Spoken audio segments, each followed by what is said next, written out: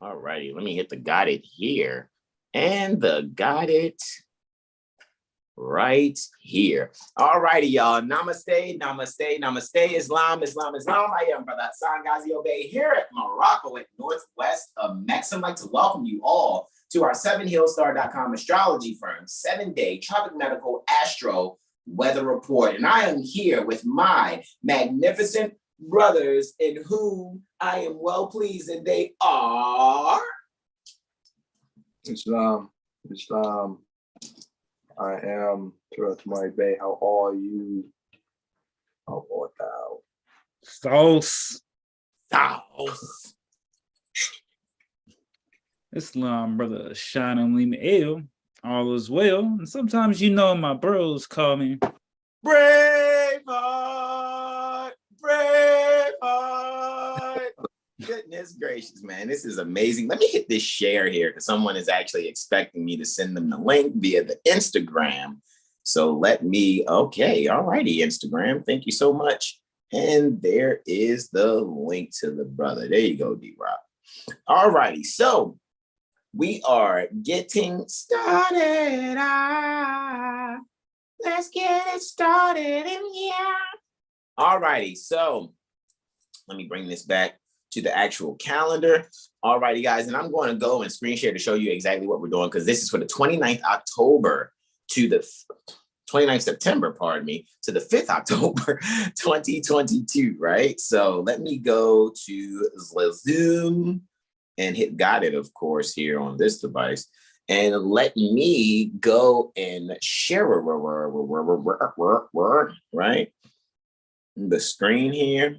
Starteth the broadcasteth, right? And boom shakalaka, tick-tocka, don't stop her. Guys, we are here on our, really? Okay, you guys can see me, right? I just saw something about spotlighting or something, but I just let it go. We're here on our 7HealStar Astro calendar. March Aries 2022 to February Pisces 2023, which means I'll be making a new calendar soon, right? Time never was when man was not, quote unquote, and we are quoting Prophet, we're quoting El Hajj Sheikh Sharif Abdul Ali doing religious corporate activity, being Prophet Noble Drew Ali. Fix this little light here next to it. Check it out. There we go.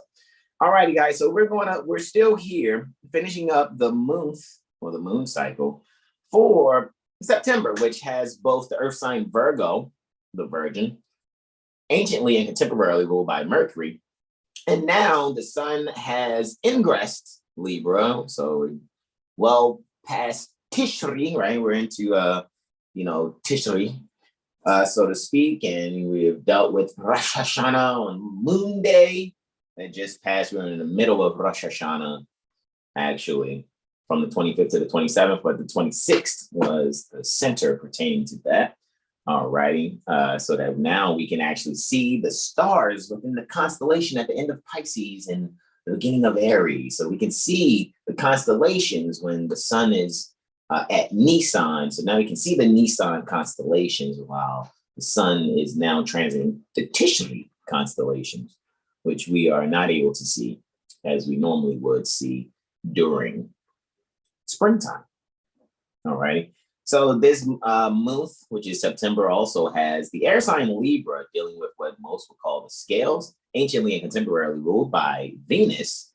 All righty. So we're here, guys, actually at the 29th, right? And 30th. The 29th will be kicked off by our beloved brother, Time Sar Regulus Muhammad Bey. And he's going to give you the sauce on those 6 testimonies dealing with a Venusian ingress, actually, at 349. And at the same time, Luna is 180 to Uranus. I am so ready to hear these testimonies, like, seriously. Then for... Zion, can you hear me? Yes, now I can. Yes. Mercury is indeed retrograde. Yes. God. I know, and in 4 days we have that direct that's actually occurring. Matter of fact, let me look at that ephemeris real quick, guys. Because I know I have that station that I have to do actually for Sunday, I think. So let me go and look at October 2nd to see what time that station is. It's at 7 minutes after 0500 hours. So that's 5:07 ante-meridian Eastern that Mercury is station direct. However, we still needed to get past his retrogradation arc. So we already know from 24 degrees, 19 minutes, if I'm not mistaken, 24 degrees, 19 minutes, 24 degrees, 13 minutes, maybe actually, where it's going to be going direct because that's where it began to slow down until, and that's in Virgo, until about 8 degrees, 55 minutes Libra. So once it gets to 8 degrees, 55 minutes, 8 degrees, 56 minutes, it'll be past its retrogradation arc, or what, these moderners, these contemporary speakers pertaining to astrology call the shadow period, right? It's retrogradation arc. All righty, for those of us that are intelligent, actually, and not just trying to sound like we know astrology. Those of us that are sincere, international, certified professional astrologers. And hey, I'm not being pompous when I say that. I'm just saying, some of you guys out there, still study the stuff that you have, where we freely given you access to before you ran out there and called yourself an astrologer. All right. So with that being said, on the 30th is I'm just saying, we already know what's really happening here. All righty. People are not going to give us our credit. It's all good though. The Fremont is the prophet over astrology. It's okay. Yeah, it's interesting. Even people that's supposedly been into astrology longer than us, they be stalking us through their different Instagram pages. It's all good. 30th here, as you can see, let me come back to Zoom so you guys can actually see me. The 30th here actually is by our beloved brother Braveheart L, or the Sean Alim, alrighty, for Holy Day, right? And then we move on to the month, which is October, the moon cycle that has air sign Libra, the scales, anciently and contemporarily ruled by Venus, and also has the water sign Scorpio, the Scorpion, anciently and contemporarily ruled by Mars. However, in the contemporary, or what you call modern times, co-ruler is Pluto. All righty. And so I have Saturday and Sunday. All righty. So I, Brother Hassan Ghazi Obey, will be giving those diverse testimonies for those 5 there. All right. Looks like I have a moon void of course too. I'm going to calculate that off the top of my head on the fly as we do, as well as it's interesting. So 3:37 is when Luna ingresses Capricorn on the 2nd, which is the same day that, we have that at 5:07. It really happened at 5:07 according to the ephemeris. However, it's showing after 10:35, ante-meridian Eastern. Then there's Mercury's station. But when it stations, it looks like it's going off of. So I'm gonna bring up the actual station after that moon ingress Capricorn. I'm gonna do that since it's according to the ephemeris at 5:07 ante-meridian Eastern. And then there's a Mercury 180 to Neptune. So there's a Mercurial Neptunian reflection. And I'm pretty sure it's not going to be accurate, but we'll find out what it is since it's between the transit for Luna square Venus and between Sol square Luna actually there. So we'll figure that out on the fly. All righty. And then for Moon Day on the 3rd is Brother Sean Alim giving his diverse testimonies for the 3rd, as well as he has a moon void of course too. And we'll get that calculated from 2349 to 620. Right, as well as then you have there for Mars Day, Ilahamail or Samail, some would say, is Brother Terrell Tamari Bay with more of the South, and he seems to have a station there also. So I think I'm gonna do another screen share here so we can actually see these stations that's happening. All righty, is a Saturn station, obviously. So Saturn is about to go direct to looky, Astro Cookie, right? So Brother Jag has those 4 testimonies. And then on the 5th, we close on out. And I seem to end with another moon void, of course.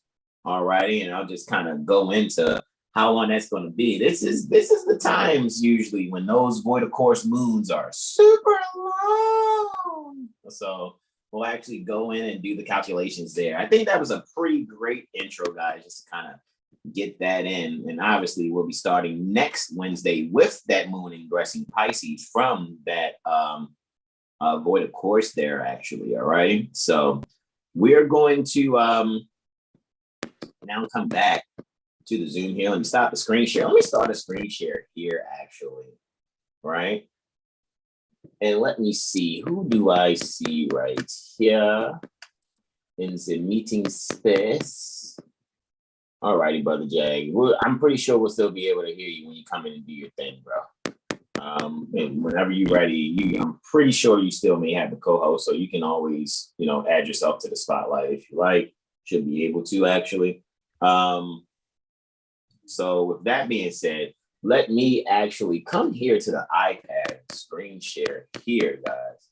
Actually, let's kind of look at, the ephemeris here. So looky, Astro Cookie.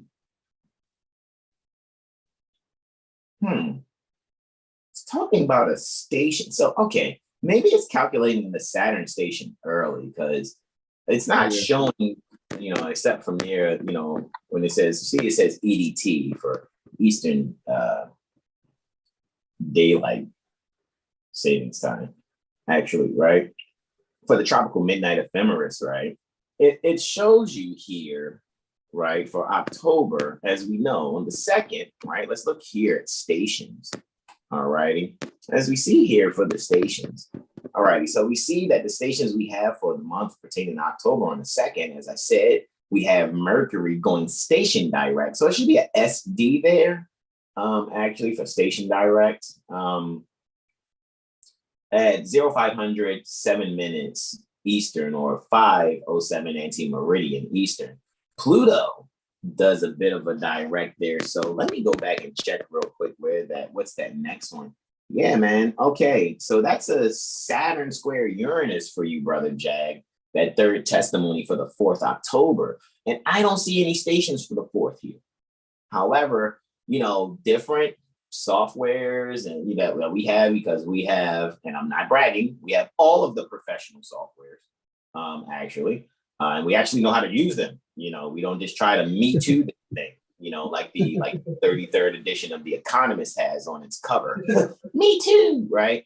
Where everything's reversed on it, except one portion of that. However, Pluto's station direct on the 8th at 0556 minutes. Pardon me, 1756 minutes Eastern, or 5:56 post-meridian Eastern. And then 7 minutes after 0000 hours, or 12:07 ante-meridian Eastern, Saturn is stationed direct. And then on the 30th at 0900 26 hours, or 9:26 ante-meridian Eastern, Mars is stationed retrograde. All right. And that's the day that will be complete with the AstroLiteracy Comprehension Conference. And by the way, I still have to upload those 3 recent videos that we just did, class 19, class 20, and class 21, actually, to the second drive, because we're doing so many classes. We're doing 36 classes. So we have 18 on one drive, and we'll have the other 18 on another drive. Those of you that are interested in getting your hands on that. All righty. And I'm going to go back and check the complete hours of it, because we may adjust the LMOs and early tuition, and really see to make it a little bit more reachable for others that are really interested. However, guys, stop. For those of you out there that may be intimidated by how we present, just stop it. We're very approachable. It's just that we don't play around, and we're not into let's get along with the Negro Black colors and keep it track. We don't really care like that. I mean, let me speak for myself first and foremost. You're looking for some Negro Black colored embracing here. We're not going to do it. All righty. We want you to have the truth. We want you to be yourselves and know what real love is, not Black love. That's dead love to us. Pale dead monkey love. We're not with it. So just want to put that out there for you. Don't be offended. Go and study. And then you'll be like, oh my God, those brothers been looking out the whole time. And we'll just be like, you're welcome in advance. So we'll just say it now. You're welcome in advance. As well as to all of those that have been apologizing. You see now why we gave you those apology vouchers early. Just wanted to make sure you're clear on that. That's why we were saying we accept your apologies in advance months ago. All right. So it's all good. It's all good. We're going to continue to tell the truth. And it is what it is. All right. So with that being said, that's good to go over that. I have some YouTubing post-productions to do. So I'm going to stop my screen share here. And I'm going to commence my screen share over here. Right. And let me shakalak. As a matter of fact, Brother Sean, I'm gonna give you the remote control for Brother Jag while I do that. So let's do that. All right. Come to the Zoom meeting. I'm going to screen share, save. If there's any assistance, bro, I'll keep my eye on it to help out. You see what I'm saying? I'm here too. But let's do that also and see how that remote control works out for us also. So I just hit the stop screen share. Forgive me. Share remote control because Brother Jag goes first, and he has 6 different testimonies, if I'm not mistaken, for the 29th. So he's got after the sunrise a Venus ingress Libra, which means we're dealing with some void of courses here. All right. Very, very interesting. Dealing with some void of courses here. All right. So that's pretty cool. All right. Let's see. Let's come on here. Remote control. And there you go, Brother Sean. And we yield the floor to our beloved brother, in whom we're well pleased, Brother Terrell Tamari Bey Islam. Islam. Where's the what's the name at to change the aspect? Oh, you know what? You're exactly correct. There's the chart adjuster right there. Forgive me. Got it. And I yield. Interactive chart adjust, go! Indeed. All right. Can y'all hear me? Yes, we can hear you. Sounds a little kind of like it may be covering up the mic. However, we're here. This is. Oh, that was great. That was great. Okay, you can hear me. Yes. All righty. Okay. So we're looking at Thursday, right? The 29th of September, 2022 or 1442, right? The sun 6 degrees Libra, 18 minutes. So, this is all about aesthetically being aesthetically pleased, so to speak, or aesthetics just in general. So it's just finding beauty today on this 29th of September. It's like find beauty in like short distance travel, so to speak, or find it in just being still, literally, like not doing anything, like not moving. Just try out meditation in a sense. It doesn't have to be the one specific way of meditating, so to speak. Close your eyes. Definitely breathe. You want to consciously breathe, but it's not conclusive to closing your eyes. So just focus on your energy on this day. Like really watch how you react and what's really pulling at you. And it's probably best to not really lend any type of energy, so to speak, at all. Just focus. This is an inner work day. Focus on your inner life, so to speak, your inner compass. Yeah. So what we're gonna look at is Venus ingressing Libra. So Venus is going home. It likes to be in Libra. It rules Libra, and this is happening before sunrise. So it's possible. If anyone is up around this time, you can be being very artistic. You can be inclined to really indulge into the artistic artistic abilities that you may indulge in. It could be writing, painting, literature specifically, writing music. Any of those things will be a good time to just do it, even though the sun is below the horizon or whatever. It's a good way. It's a good time to get your day started with something that you enjoy doing, and then emotionally and physically pleased, so to speak. It's just like listening to your body and like feeding your body everything that it's asking for.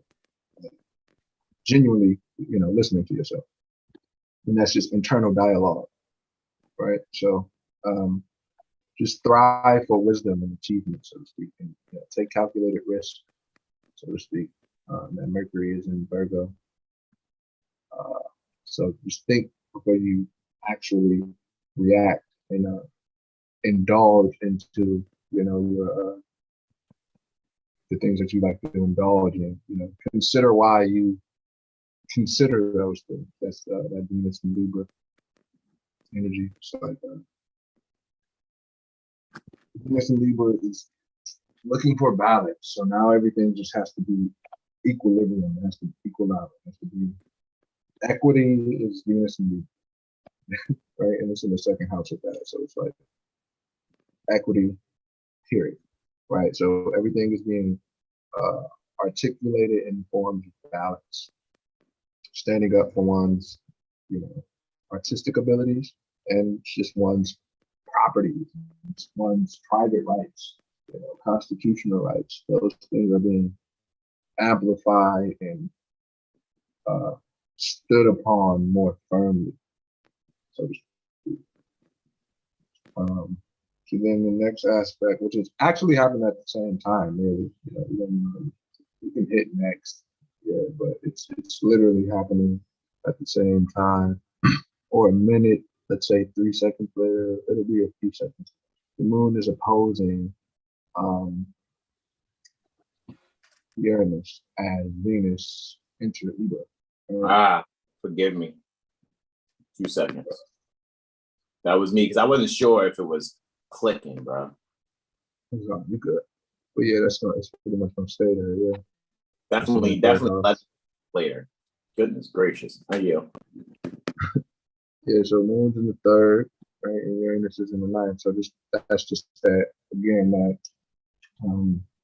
that drive or that thirst for wisdom, so to speak, or the acknowledgement of the wisdom that has been bestowed upon you, from times to come. So this is just a moment of literal execution, so to speak. Like the dreams, if you're resting around this time, the dreams will bring that actualization on certain things that we may need to do to, actualize and bring those dreams to life. And then, you see Mars in the 10th.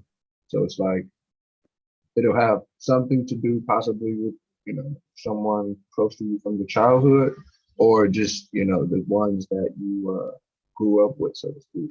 Or you may be running into those beings who may be into the specific thing that you are taking more seriously. This philosophical thought, this religion, actual realigning yourself back to your ancient foremothers and forefathers principles, like knowing what that is and where it stems from. That's that moment of execution or growth or development. Like this is the peak moment with moon opposing Uranus. And Uranus is retrograde, so it's like this is an internal dialogue that's pretty much already clear. However, the action of it has been deferred from what it is now. So again, seeing one's previous actions and what one did, and the moment of now. So like my previous actions had me in this moment of my life now. That's that clarity of moon Scorpio, right? 18 degrees, 25 minutes, and Uranus is of course. So Scorpio is very, deep waters. It's internal. It's Yay! psychic and philosophical one, right? Wants to penetrate everything, right? And then Taurus is looking to be comfortable and grounded and laid back. So those differences meet each other, and you know they. May I add to your wisdom? Bringing a growth. Go ahead. They are both in each other's exaltation sign. You know, they'll say anciently, Scorpio has nothing exalted there. However, in doing some research, Uranus is exalted in Scorpio. Moon is exalted in Taurus. So they have mutual reception by exaltation here. I promise you. I yield. It's clear here. You know, those opposites meet. You know. Mm-hmm. North pole, south pole type energy. So yeah, this is a very family agriculture type energy. Like, you know, just getting with the kin and really getting to the nitty gritty of feeding oneself too, you know, and not relying so much on the middleman. Getting to the source of feeding oneself. Because Uranus. So then after that, you got Moon square Saturn. And interestingly enough, we're looking at all the retrograde planets. So all internal dialogue, all things that we already may have known or considered or have been told this before. However, how it's being conceptualized or actualized now is completely different. There's a more of the structure is there now. You can see how each whatever subject matter we're talking about, how you can relate that to any other subject matter. You can engineer, and you know you can see how astrology and engineering is synonymous, so to speak. Or you know someone who does daycare, you know you can see how that's synonymous with astrology, or synonymous with taking care of plants, for example, right? That energy is pretty much there with this Moon square Saturn. This is the mental test, you know, because again with Scorpio, it's like, what do you know, or what do you think you know? So now here's the test with Saturn. It's like, okay, well, can you explain this to me, so to speak? You know, it would just be that moment of clarifying what it is that you are expressing, right? So like I said, the mental test is here with Moon square Saturn. Again, with Venus and Libra, it's a lot of you already had it, but what that Moon, oh no, that's it. I need one with that. Okay. Oh, something. All right. I'm on the right one, bro. Yeah, that's it. You got it. Moon in the third, Saturn's in the sixth. It's like I said, the people in the constitutional consciousness and, you know, knowing their rights, you know, private rights, and knowing who they are, relative to knowing who they were told they are. All of these things are being considered now, and it's like an uproar, so to speak. People are like taking a stance against tyranny now. Like Moon square Saturn, Moon's in Scorpio, Saturn's in Aquarius. Like Saturn and Aquarius is the groups at large. So that can be any type of group. That can just be fraternity, specifically the fraternity of police, or you know the what's the other one?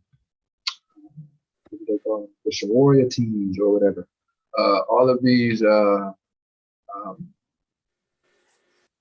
group economics are having a lot of tension and upheaval because let's just say the ones who have been shunned or haven't been told certain information are pretty much uncomfortable with that, I guess. So now it's like, you know, the teachers or the ones who are the gurus and the disciplinarians, those ones are being challenged by students, the younger ones who have been told that they should do this and blah, blah, blah.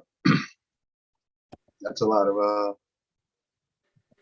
that energy is going around. So like those who claim to serve the people, like the people are seeing that they're not really being served properly, so to speak. Moon and Scorpio square Saturn Aquarius. So now the people are removing those quote unquote authorities, as they have placed to be specific. Yeah, so the people are standing up against tyranny now, specifically. You can definitely be seeing that globally. So moving on, we're going to try Neptune. This is just the time to really listen to your intuition, for sure. The ancestors are definitely screaming at you. That Scorpio moon, and Neptune is, of course, retrograde, right? So listening to the dreams is imperative, and paying attention to what they may be showing you, or what your ancestors may be putting in front of you that you may be shunning, so to speak. But like what you're electrically and magnifying to yourself, your electrical current is like super high now, and like your magnetism is super, super high. So everything is coming to you as you sort of think about it. So it's like be mindful of your thought process and what it is you think and how you think about it. And also like what it is that you are thinking about. Are those your thoughts, so to speak? That's that moon and Scorpio trine Neptune and Pisces, right? So the dreams and visions are clear. And again, this is the people really just taking a stand. Like Neptune's in the 3rd, retrograde, Moon's in the 11th, Scorpio. So again, we're talking about the people. We're talking about the community and the community at large. 3rd house locally, the local people, or we could say the smaller group, possibly, I guess. And then the 11th house can be the more expansive group, or they come together on the internet, But then now it's like, okay, let's get over the internet dynamic and let's take a trip to come together so we can actualize these programs or these processes that we have been speaking about, or remove or redress, certain governments, or certain mental concepts, because you can just be changing your own mental processing on how you may have been told to look at certain things, or how you may have been looking at certain things. All those things. It's a reconsideration energy with Scorpio moon and Neptune retrograde. It's not trying to get lost in the mysterious or the fog, dystopia, right?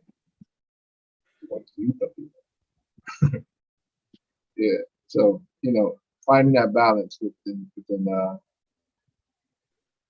illusions, truth and falsehood is strangely mixed, right? Talking about Ali quote. So it's like moving off, knowing that wisdom. It's like, okay, so you can know how to move when certain suggestions from certain whomever it may be, you can just move based off of your own moral compass rather than whatever they may suggest you need to do. Yeah. So just really trusting the intuition rather than being guided by charlatans. Yeah. So then the moon is going to sextile Mercury, right? So yeah, we just went from like being super imaginative and fairy tale like dragons and mermaids, to like being more analytical with the way that we're processing our thoughts with this moon square sextile and Mercury. So Mercury's in Virgo. Virgo is very can be very skeptical, very detailed, but the skepticism can be good based on it being proven wrong, right? So Moon sextile Mercury is this is just the this is really observing the reality of like voluntary servitude or involuntary servitude, or looking at both of those contrasts, like, okay, how does that relate to my situation or situations around me, so to speak. And again, just to quote from Ali, it's like every man must worship under his own vine and fig tree. So that's like Moon sextile Mercury. So it's like, Where you at now? Because I see Moon trine Neptune. Are you on the Moon sextile Mercury now? Yeah, Yes. I was trying to enter them numbers. It would not let me. No worries. No worries. I got you. So, because I was looking. It's not gonna move much though. You see for this stuff. Yeah, but I got you. Let's see. Bingo, bingo, butterfuco. There we go. Oh yeah. 24, 46. Oh, Mercury is retrograde. Yeah. Yeah, Okay, so it's a house difference. It's a house change. It's all to the business. So we'll be good. Yeah. So right, Mercury's in the 8th, right? Moon's in the 10th. Yeah, so like I said, observing that reality of voluntary servitude, involuntary servitude. You see Moon's in the 10th, so it's like, what is your career purpose? What are you doing? What are you doing it for? Like, what is your life purpose, right? And that's based in, of course, where you come from, right? And where's that? And then you were obviously molded a certain way or told that you have to be a certain way based off of whatever guidelines. So where that fits for you, or the things that fits for you, you cut those things off, the ungainly things. This is chapter 5, basically. Moon sextile, Moon in Scorpio in the 10th house, sextile Mercury and Virgo in the 8th house. That's chapter 5. Circle 7, Holy Quran. I usually read that because it's shaping one's character, removing the ungainly things from said character that, of course, is needed, right? So I'm paraphrasing too, by the way, but that simple concept, knowing what's best for you and knowing where it needs to go, that's just these moments. So Mercury is retrograde in Virgo, so it's like taking care of one's mental health and one's actual physical health, because those things are synonymous. You can't separate those things. So that's where that Moon Scorpio, the emphasis of that, because now you're not taking, if you haven't been taking care of yourself, it's showing itself. So it's imperative to take heed to really give yourself the things that it needs genuinely. I definitely recommend Better Core CMOS, like seriously, like on a daily intake. You should definitely get that for sure. And this is just that ability to heal yourself and find the love within yourself. And Where is the love? Okay. people are out there who love to help people, do those things. Be open to being helped with healing yourself if that's something a neophyte teaching. You need to change your diet, and that's fine. Everyone's a student of life. Just be open to learning.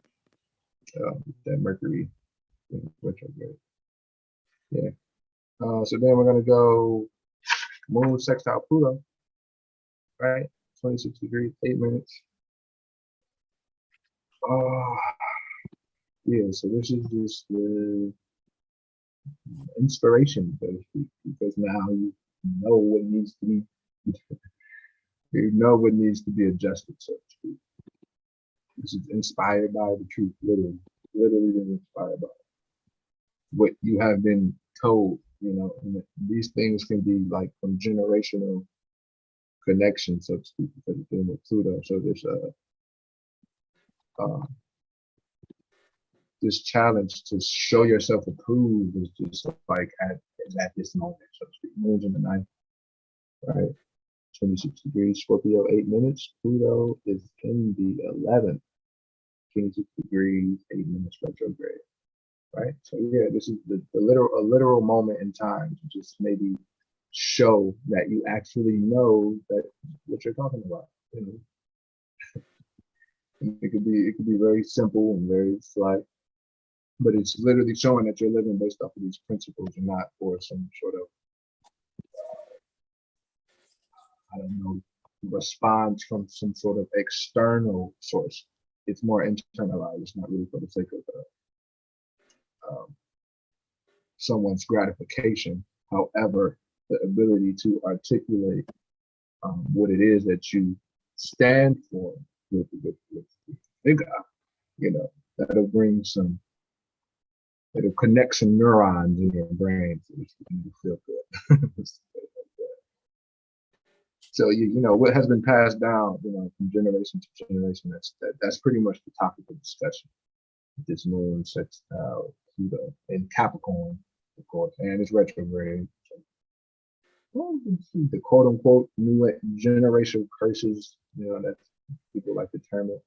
That'll be the topic of discussion, so to speak. Yeah. So be open to, as always, connecting to your ancient forefathers mindset. That's imperative, as always. And this is the moon last aspect here. The moon goes forward for 6 hours and 43 minutes. So, 1719. So, for those 6 hours and 43 minutes, it would be best for you to not spend your resources. However, if you like to test the waters, do as you please. Man knows not by being told. So, yeah. Connect to your ancient foremothers and forefathers. Combine the food. Whatever that you do. It's up to you to find out. I yield the floor to Brother Sean. Indeed, a mundo.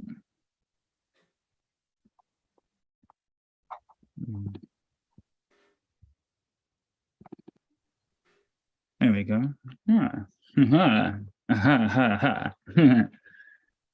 Get that thing going. All right. Yeah. There we go.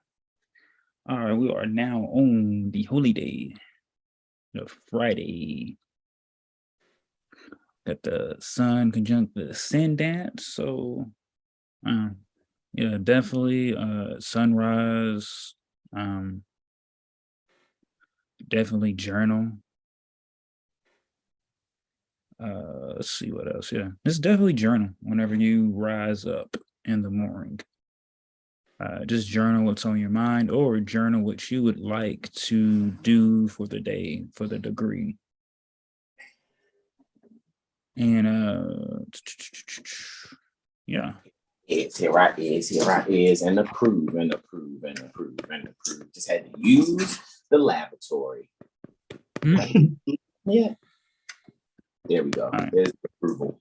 All righty. So if y'all need me to hurry up, y'all already know I can magic wand this thing real quick with the pen tablet. Need me to hook you up real Indeed, quick. I think Brother Jag got the controls. All right, 6 hour and 43 minute boy the course, right? And then you got your first one is an Ingress. Yes, Lunar Ingress. I got you. And y'all know I got you, bro. I ain't gonna leave you hanging like that. Boom. Boom. There you go. Oh yeah, what? All righty. Oh, interesting. All right, so we've got the Lunar Ingress and Sagittarius. Yeah, this is interesting. In the second house of values. So yeah, this is definitely speaking up about one, just like self-worth or your values, or just any changes within the home. Definitely getting creative for this lunar ingress. Definitely gonna feel a fiery passion when it comes just to being optimistic about life, or just about your own sense of identity and attitude here. Mercury's in the 12th and looks to be now direct. So yeah, in the 12th. So yeah, definitely there's gonna be a lot of I want to put this, a lot of conversations had that maybe been put off during the retrograde period, or now that Mercury is now direct, a lot of things are gonna come to the surface with this. Whether it be transformative. What up? What up? What up? What up? Oh wow, we're in October 27th. Yeah, in the future. 2 seconds. Let's go back on this. Boom. About to say time skip. For a lunar ingress, Sag for the 30th, right? Maybe the button got hit twice. Oh, it's no problem for me, man. You already know. We too cool to be embarrassed. Where is that ingress happening? It's in the 5th house. The 5th house. All right, do your thing, bro. Do your thing. That testimony was perfect for October 27th. Yeah, make sure we say that for later for October. I'm like, whoa, he said that whole month ago. It's all good, man. Let's do it. So yeah, Lunar in the 5th. Let's get this.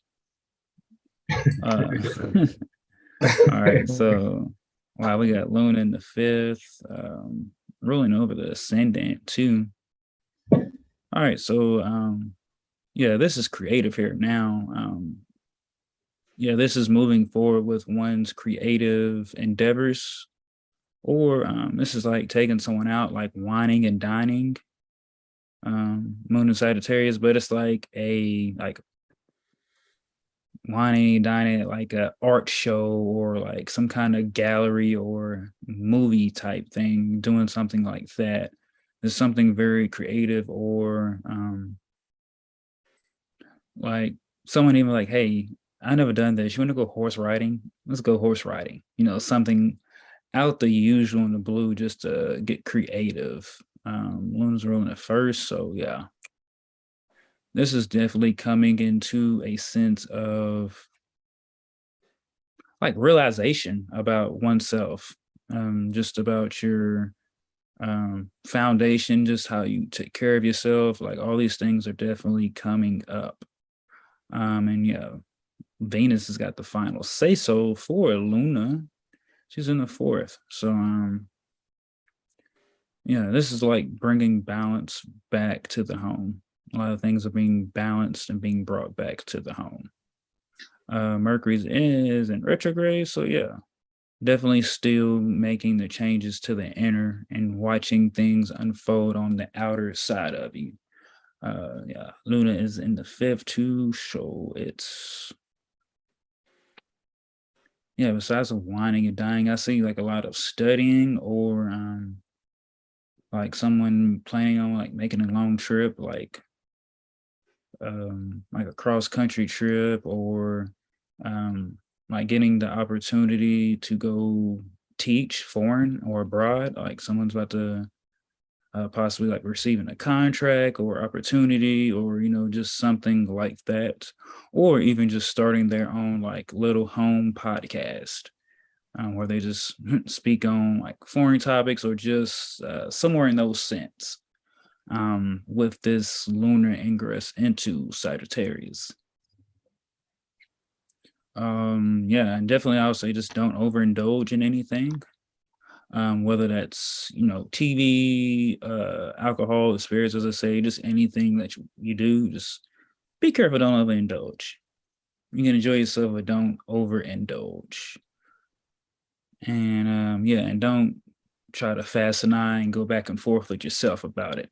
And with that, I'll get into the first aspects for Luna. So we have a lunar Venusian sextile. All right, so that is 60 degrees, all right? So we got Luna, hugging that 4th house. Luna in the 4th, and Venus in the 3rd house.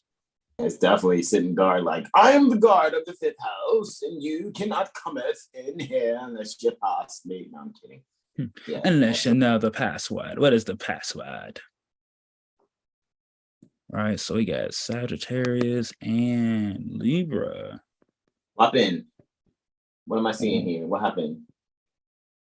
Oh, 2 seconds. And go. what's going on? There we go. All right, so we got third and fourth. So yeah, Venus, Luna. This is definitely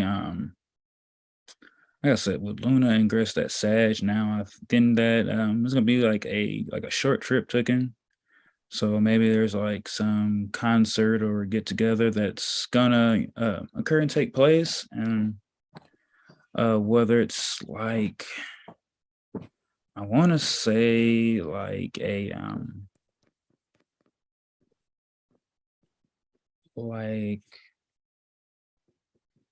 like mothers getting together for like I want to say like a wedding or something like that, but it's kind of like a short girls trip. How about we say that? Like a short girls trip here. Also just probably like reconnecting with a bunch of beings from your early childhood, or possibly run into some old friends or pals, or just whoever like in the past dealings, like really running back into them.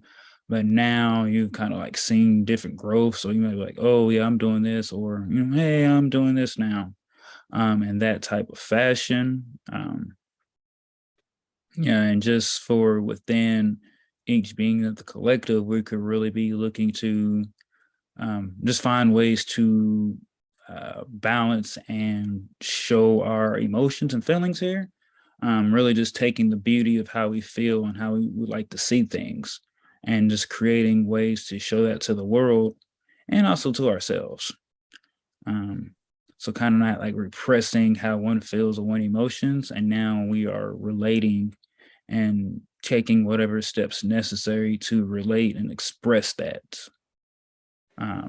So yeah, this is possibly even like bringing a housewarming gift to someone if you just move somewhere, or someone just moves by you. This is like a housewarming gift type fashion. Yeah. And sun rolling ascendants in the fourth too. Just burrow in there a little wiggle in there. So yeah, this is definitely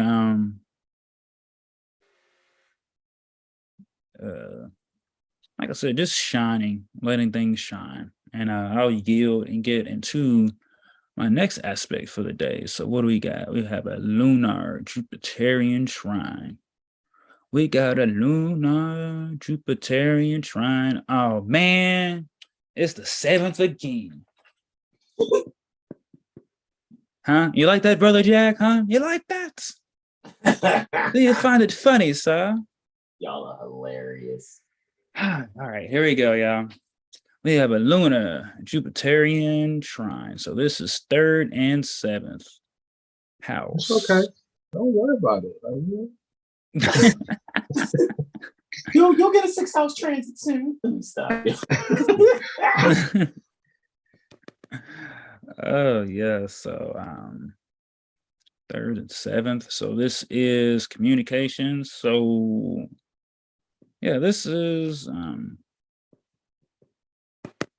like someone having an epiphany out there about their early childhood, like something they used to do. Somebody's gonna really stumble across or just be reminded of activities that they did while they were younger. Maybe it'd be like a book, or someone could even possibly watch a movie that they haven't watched in a while. Like, oh yeah, I used to love this movie when I was younger. And then they're gonna like make a connect.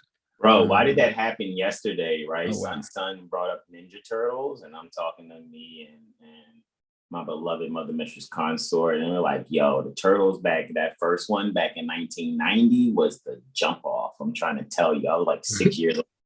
I was like, man, that was the best one. But like, however, The Secret of the Ooze, which I think came out in '91, I think that one kind of sucked. But I was like, we gonna have to go and look at all them old joints we used to like when we was little, like Ninja Turtles, Ghostbusters.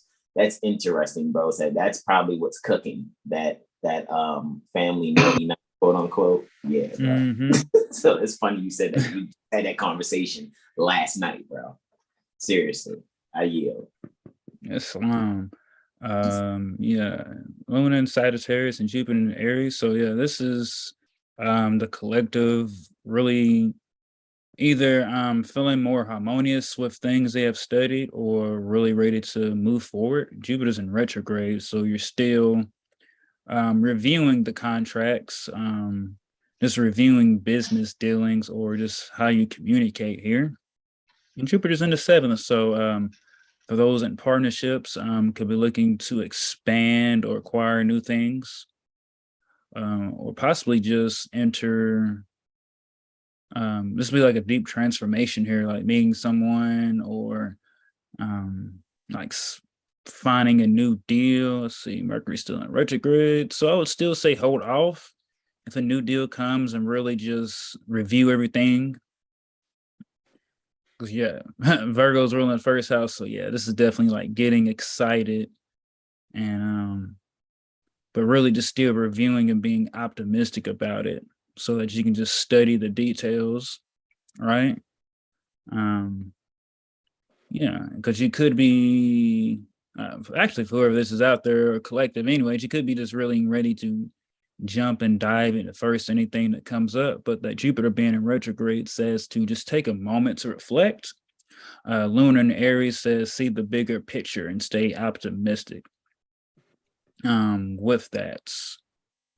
And let's see. Yeah, this is going to be definitely something for the career coming up for some in the collective. It's also, this could be like newspaper, so starting a new newspaper article, or like someone's going to be like reading an editorial and find something real fashionable, something that strikes with them, or finding means to open up like almost like a university, but like means to teach the little ones or just those around you, the collective. So yeah. Lunar trine Jupiter.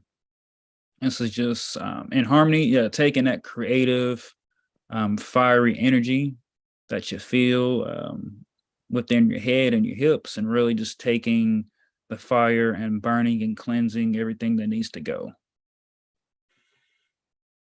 And I would yield and get into the next aspect. Do we have a solar lunar sextile?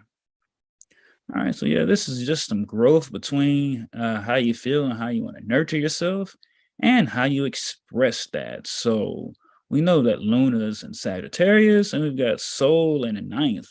So Sun's definitely feeling extra strong, flexing, sending out those solar waves. So 9 and 12. Luna in the 12th, Sag. Yeah, this is like, yeah, I think what time is this going on at 13:05, 1:05? Yeah, so during the holy day, if you do have the time, really dance. This is where I'm getting, just to really dance, whether you are in your conveyance, that federal agents would call cars or vehicles, right? Yes. All right. So this is All right, I yield. yeah, this is like dancing in your car, or what I like to do sometimes when I study is have a little music on and kind of just dance while I read, to really just like get in the harmony and the movement of what you study. So what ways do you connect where you can really get it? Whether it's by singing it, whether it's by reading and writing, visualizing, like, yeah, this is all about taking your wisdom and really embracing that in just solitude or in private, and really just being able to see how you can relate with others instead of always trying to see how you don't relate with others. Oh man, they talk about Buddha and all this, man. It's Jesus Christ over this way. It's like, yo, gotta take a step back, and don't you really, when you really think about it, you'll see that what they, have belief in or have faith in or understand is really the same thing as what you do. You just looking at them as a different kind of being, which when you see that it's all love, you're supposed to embrace that. And now I'm going to do a quick interjection because I'm hearing Brother Jag in my head right now. I'm going to read a quick from Clock of Destiny 2. Yes, y'all. From the foreword, at the bottom. I am not interested in religion and the quote unquote God no one has ever seen. I am interested only in the solving of my economic problem and helping others to solve their problems in the most reasonable and intelligent manner. In order, Islam, that I may continue to solve my problem economically. In other words, I am only interested in self and humanity because each individual depends upon one another for existence. And that's from an astrologer, a real astrologer like us. Real. I am not a religious hypocrite. And shun astrology and talk about your legally and lawfully helping people. I'm just saying, not pointing any fingers or anything or teasing anyone. I'm just saying, you can try to avoid astrology. I guarantee you, though, it won't avoid you. Right? Did I mention? Okay, I do. And should I do it like Nelson? Should I do it like Nelson? Like that? All right. How can one love, quote unquote, God whom they have never seen and hate human beings like themselves whom they see? This is hypocrisy in its highest form. All right, so that's perfect testimony for this lunar solar sextile. So really seeing and breaking away from Dogma. Just dogma, from religious dogma that you were taught in your early upbringing, and your home, just how you were brought, and really releasing that. Really releasing that, because Venus and Mercury's in the ninth as well. So, Mercury's got the final say so over over Sun and Venus. So you're learning how to relate, but before you can relate to others, the question is, how do you relate to yourself? How do you impart your wisdom? Do you understand your travel through life? Travel across other places so that you can really, like I said, really move forward, because Luna and Sagittarius is all about being optimistic and just learning things, being curious. Sun in the ninth is shining the light on just your wisdom and your cross-cultural relations, embracing all. And with that, I will yield, and I think that might be, that is my final testimony for the day. So I'm gonna we honor all alley hoop that to Brother Hassan. I seen there a little bit. Say it again, Brother Jag. We honor what? We honor all true divine prophets. That's a little bit. I thought I seen that there. Islam. Mm-hmm. I thought I seen it. Brother Jag, you did the sextile said that. Oh God. Ha. Well, look. The sun is sextile. I did that. It's sextile in the Senate. Well, look. It's beautiful, right? Y'all hilarious, man. No, I did that because you guys know I'm going through like 3 different devices right now, man, checking different things. So it's all to the good. Check it out. Let's do this. Next, we're coming up on the 1st, right? I got the 1st. So boom shakalaka, TikToker, don't stop her. So guys, you see this is happening at 0700 minutes and 53 seconds already. We have the sun at 8 degrees, 16 minutes in Libra, guys. Okay, so that means that the sun is definitely ruling over the 11th house here. Alrighty, so be not afraid to share with your children or others' children that which will allow their inner child, right? Even yours or someone else that's there. Maybe there's some Leo in your life that you grew up with and you thought they were like a sister to you or a brother to you. And what you can be able to do is assist them by bringing some balance into your life, or they'll bring some balance in your life. They'll be able to communicate something beautifully to you, all righty, that will really, really, really allow you to let the sun shine in, you know, type of energy, right? Pebbles and bam, bam, right? Type energy. So with that being said, allow yourself to really be jovial and jubilant, so to speak, as, you know, people share, you know, some valuable information with you in detail. Do not allow, you know, things like law be a burden to you when it's actually here. When somebody shares some jurisprudence with you, you know, let not your inner federal agent make you all 9 times out of 10, we'll call your inner I'm just saying, because it's like, I want Federal Reserve notes. That's how the inner Federal Reserve sounds. I want Federal Reserve notes, and I want people to be responsible for my life. I don't want to be responsible. It's like, I think this is the part. Hold on. Let me see if I've got some shut the fuck up in my pocket for you. There it is. Here. Take some shut the fuck up and stop being a bitch and come on type energy. But anyway, I'm just saying, just being honest. So yeah, with that being said, on this sunrise, guys, make sure you ascend to really finding the beauty in the details that's being communicated to you so that you can really have the balance necessary, not only within your heart, however, allow that inner child in you to have fun with no longer being a Federal Reserve agent. All right.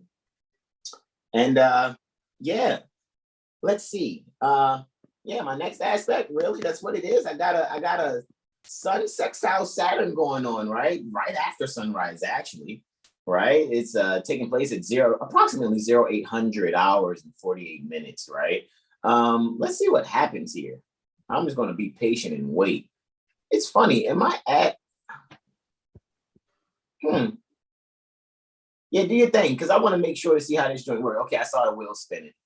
Yeah, there we go. 8:47:42. So at 0800 47 minutes and 42 seconds, guys, we have a lunar Saturnian sextile, right? So Luna's there in the second house at 18 degrees Sagittarius, 59 minutes. And we clearly see that Saturn is at 18 degrees Aquarius, 59 minutes, retrograde in the fourth. So really, this is a communication about, you know, how the values at home are really allowing you to really discipline the subconscious mind in a way where you can now have your imagination make some sudden changes for yourselves. All righty. So, and those sudden changes will really be innovatively beautiful. All righty. Because Mercury is there dominant, however, retrograde in Virgo at 24 degrees, Virgo, 16 minutes, right? Just 3 minutes away from where it's going to be stationed direct, actually, ruling over the second house. And then you have Saturn ruling over the house that it's in the fourth. Saturn has accidental debility, as they'll say in modern terms, in the fourth house.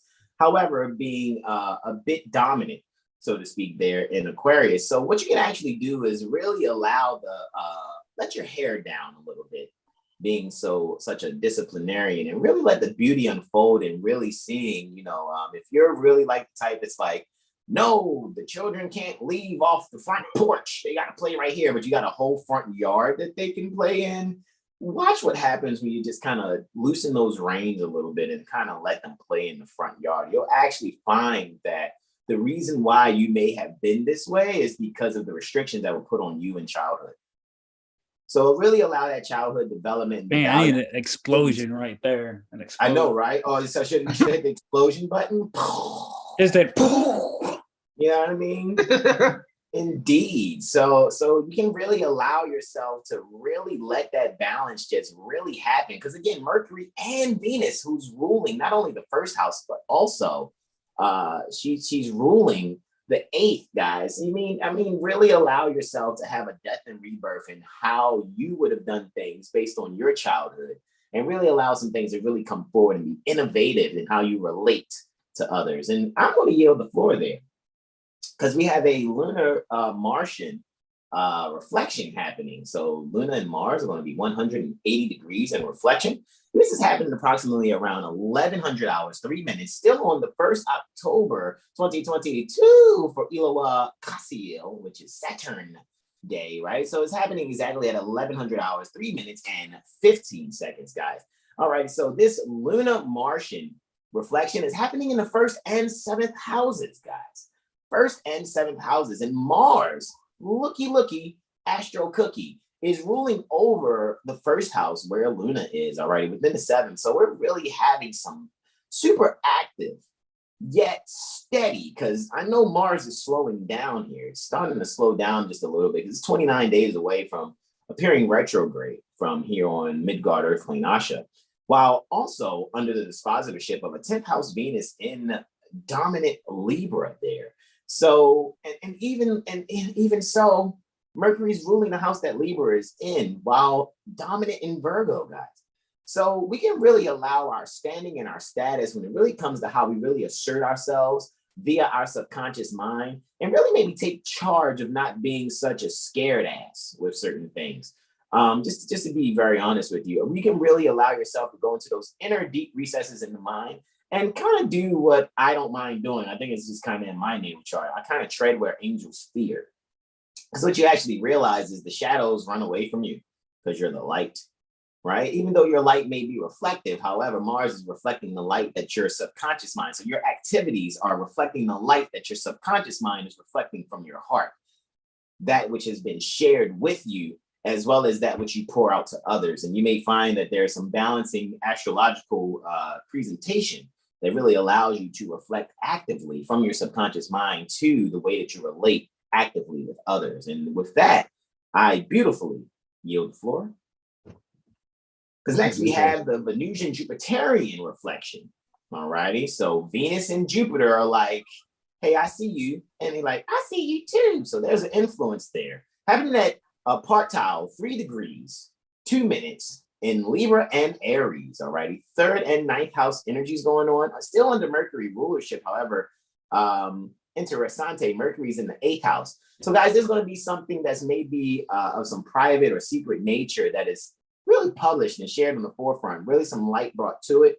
Might be some form of art and or painting, and you guys are going to see that it has an influence on your standing. It might be something somebody may bring into, if you're still going into an office as you punch in for compensation for resources for yourself. You may find that someone puts some type of painting or may play some kind of music, and you're like, wow, I had no idea that the managers or supervisors pertaining to this place would actually allow this to happen, because they seem so foreign to you. However, they're bringing something that you may be used to from, maybe even when you were a child and they may play a gospel song. You're like, hold on, man, the Muslim brothers is playing gospel music.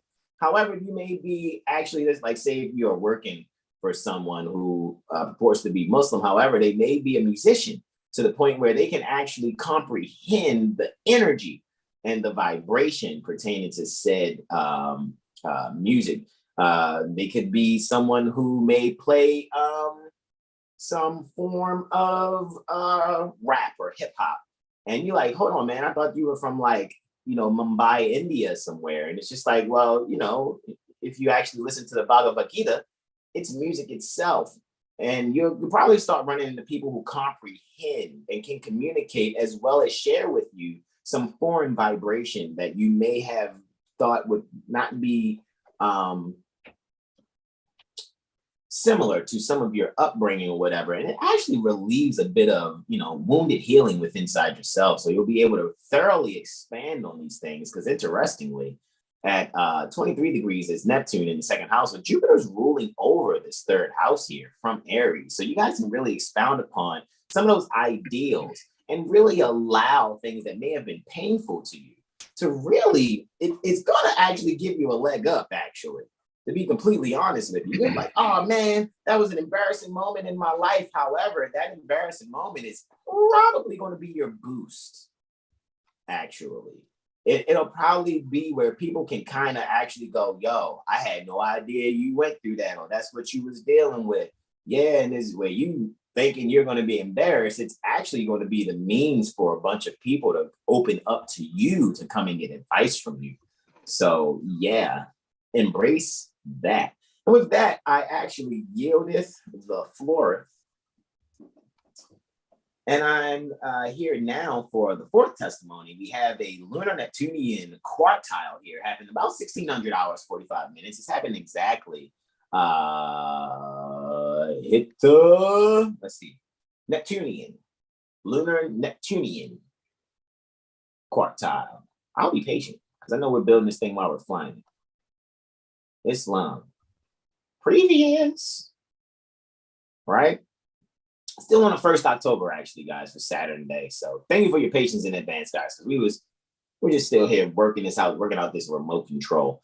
There we go. It's happening at 4:42, right? 1600 hours, 44 minutes, and 42 seconds to be exact. All right. And we have this lunar Neptunian square happening in the 10th house. You know, you have Luna there at 23 degrees, Sagittarius, 37 minutes in the 10th house. Neptune is at 23 degrees, 37 minutes retrograde in the first. So again, guys, when it comes to the home here, when it comes to your father, you may actually realize that your mother and your father have instituted some things, even if they weren't around there. You're going to actually start giving rise to some of what may seem like discipline or lack of discipline when it comes to your father, actually.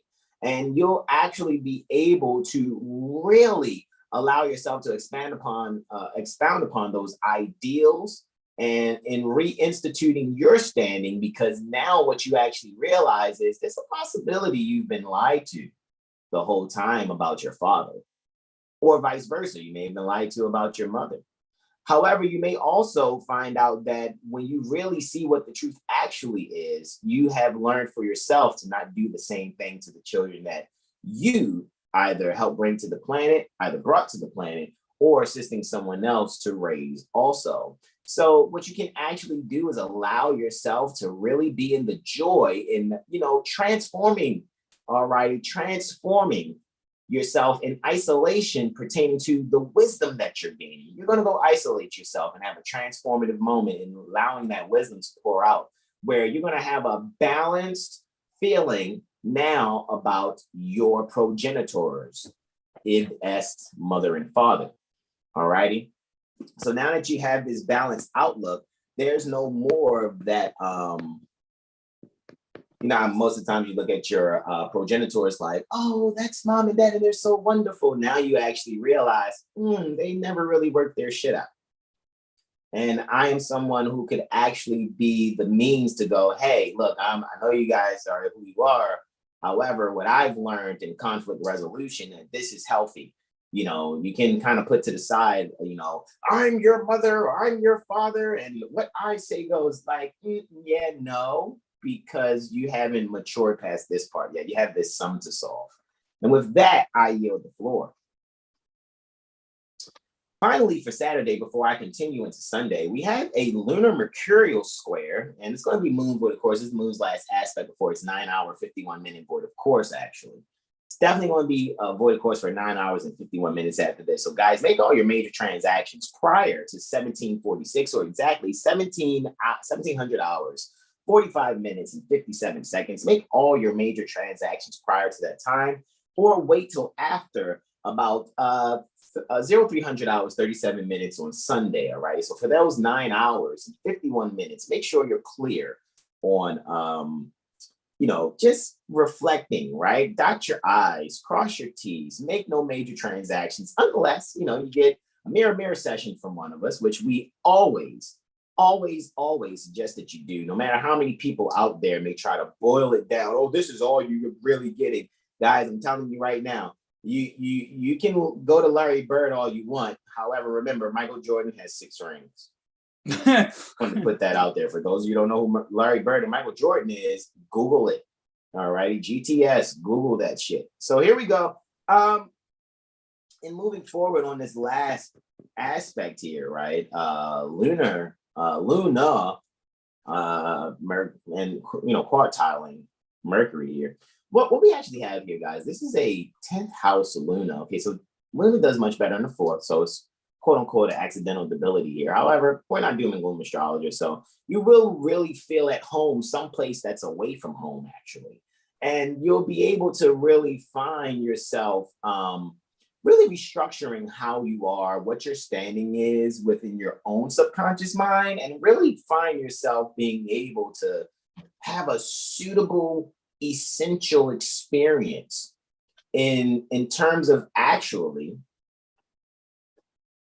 relating to other people that, you know, they give you some detailed oriented documentation, possibly some kind of contract or something, right? That, you know, maybe someone out there, you know, you're taking work somewhere else. You may really find that your mother may be moving and you're not maybe too comfortable about that mother moving away or some things like that. Or you may be allowing yourself to move away and your loved ones are like, are you sure you want to do this? Why are you leaving like this? It's so far away. It's like, no, it's not. I'm actually going to be fine and I'm going to really allow myself to really take on this new adventure. Or your loved ones may take on a new adventure where it's actually a part of their destiny. So they're having a fated relationship within their own internal communication. Very intestinal it will be, and finding the beauty that's really in their heart in balancing out probably some contractual relationships. Someone may be actually moving for quote unquote love, so to speak, or you may find yourself getting more comfortable, so to speak, or feeling more at home in a love nurturing situation. What happened, Sean? What you hear?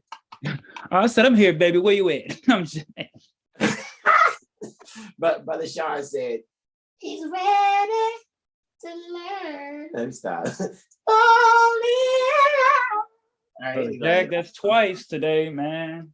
I hear it, bro. Yeah, because the thing is, it's all about sincere, beloved consorts, right? You have a sincere, beloved mother mistress consort for you sons out there. All righty, and allow yourself not to be duped by these actresses that are out there that are getting compensated through the corporation, the private, monopolized actors payroll processing corporation called Cast In Crew, right? The letter N, Cast, the letter N Crew. All righty, because that's what's doing the actors payroll. When I say actors, I'm even talking about people that are police, sheriffs, all types of things, even those that are in movies or whatever else the case may be.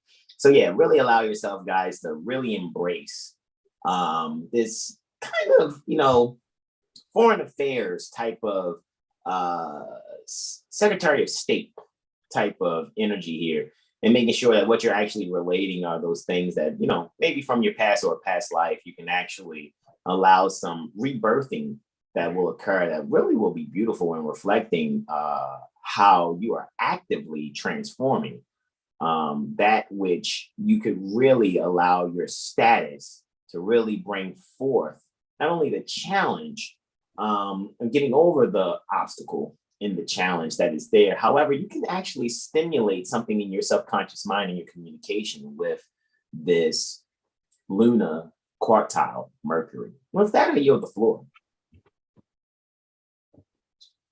So after the 9-hour and 51-minute moon void course, right? Before we get into that, we have a sunrise here actually, right? And the moon will ingress Capricorn at 3:37. However, let's go over the sunrise. So we have a sunrise at 9 degrees 15 minutes Libra, and again we have the sun ruling over the 11th house. This is what happens, guys. Notice what's happening at sunrise, right? What house the sun is actually ruling, because it'll really give you a clue, and especially in this one, how things are going to be shared on the internet. A lot of people are waking up with their phones in their hand, and you're really looking to see what's going on there. You're going to notice that there are a lot of creative things there that really interest you.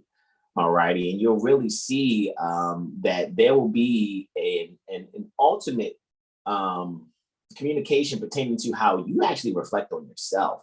And you will actually allow yourself to ascend some beautiful communications that will really go into detail and balancing yourself. Maybe it's your favorite food or something that you may enjoy, something, a foreign delicacy possibly that you like to have. You may wake up wanting sushi for breakfast type energy. So allow yourself to really pay attention to those inklings and really do not quash the inner child activity. Really allow yourself to flourish within the bounds of righteousness. And with that, I yield the floor. Prior to this, sunrise has happened at 7:07:49, 0700 hours, 7 minutes and 49 seconds. Just before this, there's a Luna ingressing Capricorn, and Luna is ingressing Capricorn here on the 2nd at 0300 hours, 37 minutes and 28 seconds within the 5th house. Looky, Astro Cookie under Jupiter's rulership. Jupiter's there in the 8th house, ruling over the 8th along with Neptune, right? While it's ruling the 5th. So 1, 2, 3, 4 houses away, guys, ruling over the house ruler or the home ruler, actually, as far as Luna's concerned. However, this is Saturn's domicile where Luna is. So it would be so-called debilitation, correct, for Luna. However, even though having a -2 score there, I really see that what we're able to do is allow the infrastructure in the home and how we really secure ourselves to be creative. Guys, this is a make lemonade out of lemons kind of fashion here, right? So, let's say you don't have any lemons and you just have limes. Allow yourself to enjoy those limes because they may be key, right? Key limes. They may be key to how you can actually restructure your subconscious thoughts and really be creative in that. You may even find yourself needing, some back adjustment. You may get up, find yourself stretching a lot, stretching your back. Maybe you may even see other people having conversation about chiropractic adventures, chiropractic sessions that they've had, or you may look these things up on the internet. It's very possible. All right, definitely reflecting the 11th house cusp there. Mercury is definitely showing you and communicating in detail those values. All right, so allow yourself to embrace those things. Let not Luna in Capricorn make you think it's not going to be great. This might be, let your feelings subside and let your creative juices flow. Do not hold yourself back.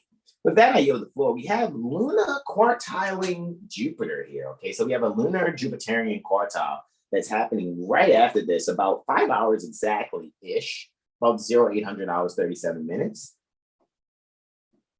It's happening on the 2nd, so it's 800 hours, 36 minutes and 43 seconds. So just a little shy of exactly 5 hours after that lunar ingress. And she is really stimulating just being expansive, guys. The imagination is running wild here because all squares are not just a challenge and an obstacle. However, you can get over this obstacle by challenging yourself to stimulate your subconscious mind to expand beyond the limits that it's used to having. All righty, so you can really allow yourself at 2 degrees Capricorn, 56 minutes, 2 degrees Aries, 56 minutes, in the 2nd and 5th houses. All righty, so you can be highly, 3rd and 5th houses. You can really create something here. I would say, hey, if you enjoy doing music, write those songs that you enjoy, whether you're actually being melodious with your lyrics or you're just really being rhythmic in the poetry, what they call rapping, right? Really allow yourself to really see the structure. Learn how to count your bars if you don't know. 1, 2, 3. That was 1 bar. 1, 2, 3. That was 2 bars. Allow yourself to really do that and really expand upon the structure that is called music theory. I think you'll really find it to be very fortunate and transformative for how you even do music. You'll have a new passion that's kind of like the same when you first discovered that you could sing or you could rap, or like Brother Jag, you could play the guitar. You'll find this new inspiration that is to occur. With that, I'm yielding the floor, right? And we have a lunar Venusian quartile. And after that, Brother Jag, I'm gonna find that Mercurial Neptunian reflection yet station type energy, because we actually know at 5:07 on this day, we kind of went past it already. However, at 5:07 was the station direct, because you see Mercury is clearly not retrograde, right? Clearly not retrograde. any longer. And just to show you guys, there's no RX right here. Oh, hold on. We're in October 17th. Okay. Do you think? That was funny. Right? Just point it out. Look, right here. Right? See the cursor in the middle, guys? All right, it's 24 degrees, Virgo, 12 minutes, right? See, at 0, let's do this. Let's go right here. This is October. Let's do OCT. Let's do the number 2, right? And let's go here and do 5. Let's do 07, right? Did I hit 7? And let's do a 0 there, right? And let's apply the time for that moment and the date for that moment, right? Just to go back a little bit, right? Boom. See this in the first house, right?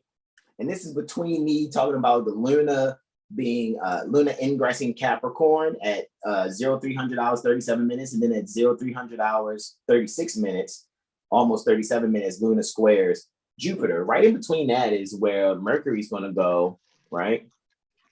And let's just move seconds ahead. Let's just move seconds, right? Retrograde. Still retrograde? Okay. Let's move a minute ahead. Boom. Let's move 1 minute. Mercury is no longer retrograde. You guys see that RX disappear? Like, okay, let's see when it happened. Let's go back a minute, right? And let's go back 3 seconds. 1, 2, 3. And let's turn this 1 into 30, right? And let's move forward now, 30 seconds. Let's see, did it happen in 30 seconds later? Look, the R is gone. I'm almost curious to go back 30 seconds and hit 15 now, just to see. Let's do 15, 1, 5, right? We see this RX for retrograde, right? Or the letter D over top of the arrow of aspiration, which is, the arrow of aspiration reversed. So it's the direction is reversed. What's the arrow of aspiration? See right here, Sagittarius, arrow of aspiration, the aspiration arrow, but it's turned in the other direction here, right? Under the letter D. Some people think it's an RX, or you can look at it as the letter D for direction reversed. So it's a reversed aspiration direction. All righty. What happens when I hit 15? Is that RX disappear? Wow. Man, I'm about to go back to 7.5. Can I do 7.5? I can do 7.5. Let's go back 7.5 seconds. Still no retrograde yet. That is very interesting. What happens? Okay, let's go back another second. Go back another second. Go back another second. I'm just up. There we go. I don't know what. So 0500 hours, 7 minutes and 11 seconds. I'm going to move 1 second forward. 0500 hours, 7 minutes and 12 seconds. There is no. So now we found exactly when Mercury is stationed direct. It is 12 seconds after 5:07. That's a 12:12. That's a 3:3 because 5 and 7 is 12. 1 and 2 is 3. Plus 3 is 6. Just wanted to point that out. And that's an son. You see what I'm saying? It's happening in the first house. So Mercury's dominant and ruling the first house. So Mercury's also in its joy at the helm. Do we see that? Are we really? Okay. I just wanted to point it out, man, to see how this is happening. All right, we can move forward now. We were on this Venusian, lunar Venusian quartile, right? Moving it next, right? Boom, shagalaga, tick taka, don't stop us. Still on the second, I should be at 1000 hours, right? 35 minutes and 10 seconds. Of course, we have Luna here, right? And we have Venus here. So Luna's at 4 degrees, Capricorn, 6 minutes in the second house, which is a Venusian house, technically. However, under the rulership pertaining to Jupiter, there in the 4th. So interessante. And Luna, Venus is here at 4 degrees, 6 minutes in Libra, all right, in the 11th house. So we're really securing the essentials and things that we value while really getting over the obstacle and or stimulating the beauty that balances us in sharing these values. All right. So really allow yourself, guys, to really expound upon those things that you really found security in. All right. And be confident in sharing your story. There's nothing wrong with really allowing others to see the beauty in something that you may see ugly. So allow your ugly duckling to become the swan. Now we're looking for this Mercury. It's still saying station. It's so cute because we just saw when the station actually was. So where is Mercury now? It's at 24 degrees, 12 minutes. Neptune is at 23 degrees. It's still going retrograde. So I mean, we never even made it there. So I guess we could just read it from here, right? Exalted Cyclops! Dun, dun, dun, dun, dun, dun, dun, dun, Is that Brother Corey? Brother Exalted Peace. Cyclops. How are you, brother? Yeah, brother. That's my brother there. Peace and love, bros. Peace and love. Bro, Are we live right now? we are so Oh, live. we are on the air. We're so live. Yeah, Oh boy. so live. Hey, it's great, man. You're the greatest. It's fine. Yoga with Corey is tomorrow, and I'm so looking forward to it, right? So, guys, you know, go to Core. It's Core _ movement. Is that right? Or Core movement _ Brother Corey? The initial one was correct. Core _ movement. All righty, you guys go there and inquire about those yoga sessions, man. Like, man, I mean, I can only imagine in proper person, in special appearance, what they are, man. We really get our yoga on with Brother Corey on the Thursday, the expansion day, and really allow ourselves to really, man, I'm trying to tell you, it's very awesome and therapeutic, especially for me. I'm so active and everything. I get a chance to kind of like shut the fuck up and just learn. Let's just keep it there. I'd be like the quietest one. And like, seriously, man, go through the different different poses, so to speak, and just breathing techniques. So shout out to our beloved brother Corey Bay for that. You guys can also get your CMOS via One Heart supplements. All right, get the CMOS. Brother Corey processes the raw CMOS himself, and it is amazing. Right, you guys can get your hands on that. What'd you say, bro? I actually need some of that. Yes. That. Yes, indeed. If you need it, we can get it to you. Just holla. One Heart supplements. One Heart supplements. Email or find us at One Heart Supplements on Instagram. And there's room for many more as far as the yoga goes. So yeah, hit us up. You know, join us. Yes, y'all. All righty. And if you want to do any music collaboration, you know, via any the members here at 7HealStar, you know, all of us have a musical adept talent, so to speak. It will be 84 core, right, Brother Corey, for the music. Would that be proper to say? 84 _ core. Is that right? Or am I speaking out of turn? No, that is correct as well. 84 _ core. Yeah. All righty, guys. So you guys go and get all your goodness, get that yoga in, get your One Heart supplement CMOS, and it's really actually the best. You know, everybody before CMOS, oh yeah, my peoples ain't got no. Brother Corey's got that gold magic. We're not gonna call it blue magic. We'll call it gold magic. The golden thread. Exactly. I mean, and I'm telling you, because anytime we're on with them, it's like, Brother Corey, where you at? He said, I had to mute the mic because I'm sitting here, putting the gold magic together. It's like, oh, okay, we get it. The blender made me loud. It's all good. However, yeah, guys, and also on the music, 84 _ core. So that's core _ movement for the yoga, for the CMOS One Heart supplement, and for the music collaborations. All righty, 84 _ core.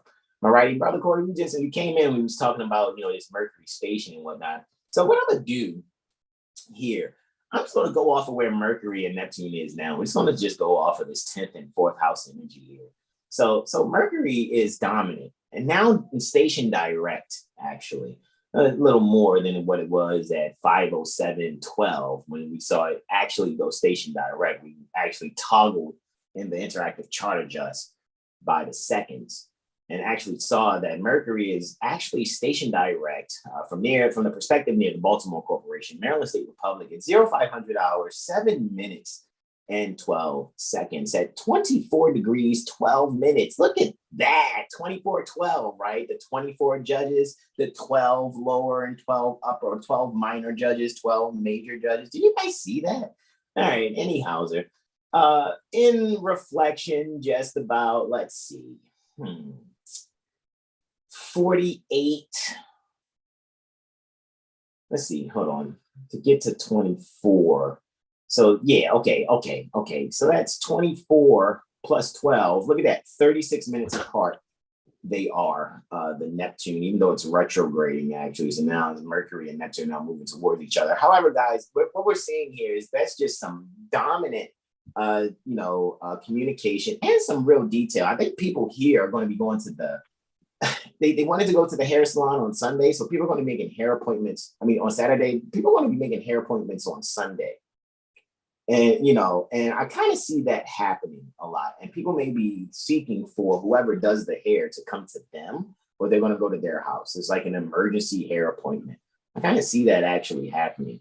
And what you guys will allow yourselves to do to really, really see what it is, you'll actually really allow yourself to be inspired by this new venue, so to speak, and checking the ambiance of where, because usually people won't allow themselves for you to come to their home to get your hair done, or you may go to their home.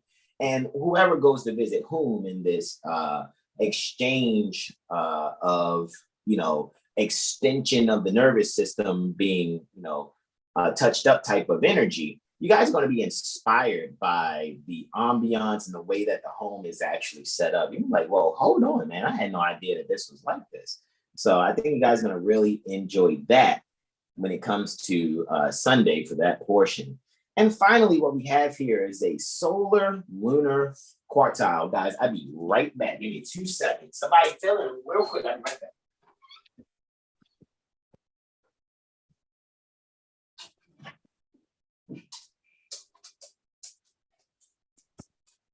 Yeah, you already know. 84 core movement.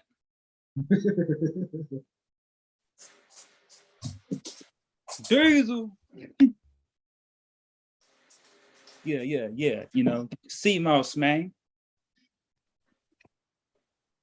Yeah. You got the sea moss, man. Out in that You holler at Corey, you holler at me. Yeah, man. Get a 7HealStar and get what you need. Out in his jurisdiction. If you're ever Midwest swinging it, make sure you step on by.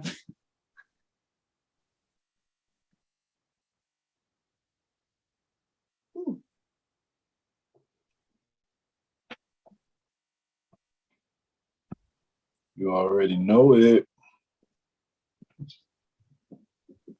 Man, for times like this, we need like some elevator music. It's so funny though, because we did used to play music though. Let me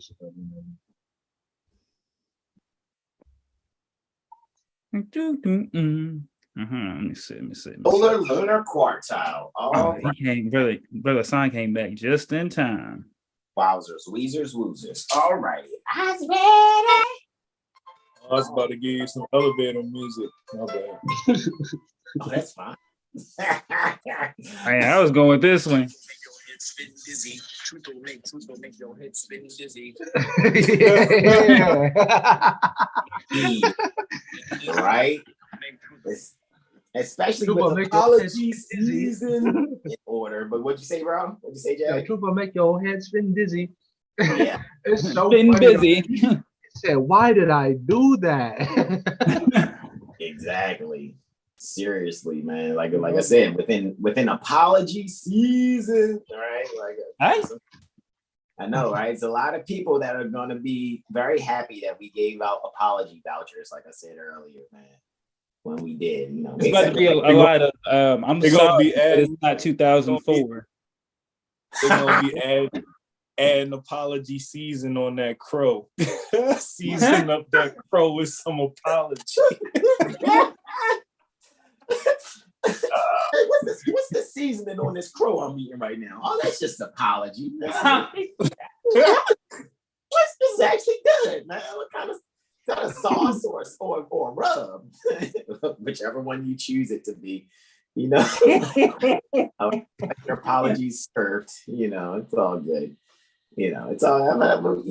We warn people and we tell people what it is, man. It's like, okay, all righty. These lips are made for kissing our consorts, not your ass. Is kind of what we gotta let people know. That is what it is. However, we got a solar lunar quartile here. Actually, let's see. Do we have that there? What we got?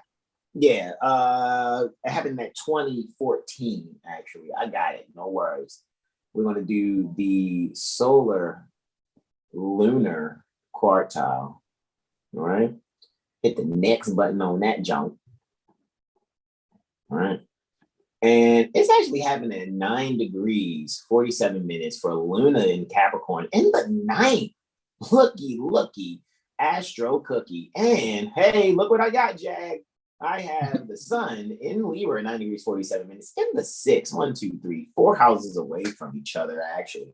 So, guys, when it comes to really securing what it is in your heart and your subconscious mind, you'll be able to really balance yourself from the infrastructure and the essentials that are necessary from some publication, from some trip that you're going to take. It's going to be kind of a bit away from home. I'm seeing the number 30, so about a half an hour away from home or more. You'll be able to really find, you might go and visit some farm, actually, some animals. You may want to actually see some petting zoo, actually, where you'll be able to find a little bit of relief. And this might be actually different for you. It might be a foreign activity. However, you'll be able to really find some fortunate standing for yourself with Saturn in the 10th, where it has accidental dignity, while dominant Saturn there in Aquarius. All right. So you'll be able to allow that very structured filled subconscious mind there to find the essentials through animals, guys. You're going to really allow yourself, probably even go to take care of some animals. You may find yourself brushing a dog or a cow or some sheep of that sort. I know Brother R said yesterday there were some goats loose from a nearby farm near him. I thought that was pretty cool, right? And you'll actually be able to, I think when you do this, you guys are going to have memories. There are going to be some memories that pop up like, oh, yo, hold on. I do remember when I went to a petting zoo when I was younger and this and that. And you're going to find yourself probably thinking like, I think I want some chickens and goats. I'm serious. Some people may actually be thinking about really taking on the quote unquote gardener's life to the next level with having some live animals there without becoming a farmer as far as the federal agency is concerned, right? You want to allow yourself to become an agent acting under the Department of Agriculture as much as you may find yourself doing what is necessary for you and your immediate loved ones, all right? And Mercury there in the 5th, allowing itself to be very creative in how it's ruling over the service house of dealing with pets. You may actually find yourself maybe in need of a service animal of some sort. So maybe people out there that may be getting a service animal for their loved one, all right? Particularly for their mother. If you had a mother that just probably lost maybe sight in one eye or things of that nature, someone who can still see colors or may have a macular degeneration of the eyes, they may take on the idea of having a service animal. All righty. So really allow yourself to find the fortune in this sudden change in life, or you may actually allow yourself to take on a pet and you never actually had one. You grew up, you can only have maybe gerbils or hamsters. And finally, you can have a dog or a cat. Right. So really allow yourself to take that on and you will really see a new sense in yourself, a new balance in yourself. Like, man, whole time I'm sitting here, or any of you out there, and I'm just saying me, I'm speaking collectively for any yins out there, not saying you as in terms of 20 CFR 422.104, not that kind of you. However, you may find that you get a sense of relaxation and a relief from what may be apparent anxiety just by simply having a pet. All righty. And that in itself is a service pet, right? Even May if I, you're bro? playing physically or having to deal with anything on a major level there, that pet is being able to service you in a way where you are relieved of loneliness and anxiety. And that's not a doom and gloom testimony as much as that's what I'm actually sensing in my subconscious mind, and my insight and intuition says to bring that to the forefront. And with that, I am going to yield the floor. Oh, you already got it. All right, do you think? May I, bro? May I add two copper pennies to your wisdom? Of course. I just want to add Oh my God. Please stop it. Please. All right. It's happening. Oh my God. I just want to add on to, bro, that, all right. For the people, if they don't know, when dealing with when dealing with those that want to assume jurisdiction, especially those with the mindset of federal agents, just to be clear and frank, or Bay, really, fuck Frank, pardon me. What I'm saying is that technically pets and animals are two different jurisdictions, right? So a pet and a service animal is a different jurisdiction. So that's something to consider when someone may be trying to infringe upon your rights. And also something to consider is that one may need or may want to have a service animal for the service of emotional support as the truth continues to make one's head spin dizzy. And I yield. Islam. Absolute Timon. Man. Exalted Cyclops. Wow. Did I hit that joint yet? Let me see. Okay, boom, there. I radiated. Okay. So for the 3rd October 2022, for Moon Day, I yield the floor to our beloved brother, whom we're well pleased, Brother Braveheart L. Islam. Islam bros. All right, it is the Moon Day, so make sure you come check out Intuition Monday. I'm not even sure what our first one is. Give me 1 second. I'm a lit. Oh, I got you. It's a lunar Uranian trine there, beloved. Yes. Oh, my bad. Hold on, bro. My bad. I was talking about you're talking about when the first yes, intuition Libra full moon is next week, so make sure you check out Intuition Monday. You know, sunrise. We got let's see, Sun ruling 11th. Got Mercury and Venus in the 12th. So yeah, I guess while this period is going on for these degrees, really just journal. Whenever you rise in the morning, or you might just wake up singing some random song. And if you do, make sure you go check those lyrics. And we'll get into the first aspect of the degree day. We got moon armor, Uranian trine here. All right, so we've got Luna and Capricorn in the 2nd house, and we have Uranus in the 6th. You got one, yay! Okay, I feel Brother Jack smirking in the back. How do you feel, brother? How does it feel? Okay, I get. I ain't feeling like D'Angelo, let me tell you that much. All right, I'll get.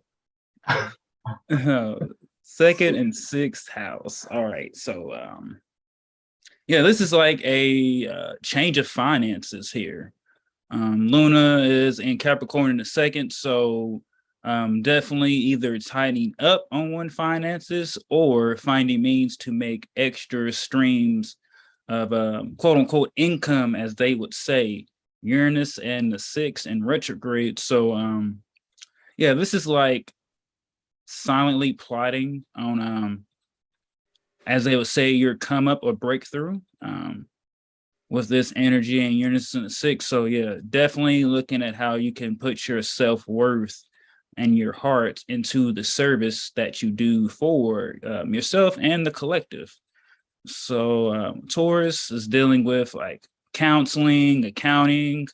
So yeah, probably someone's definitely going to be doing some accounting this day on this moon day, or be looking to hire someone of service to do their accounting for them. Let's see, Scorpio's on the rise, so Mars is definitely letting things know. Where you at, buddy? Where you at? Oh, right. Ah, dang, why even say Mars? 7th house again, no.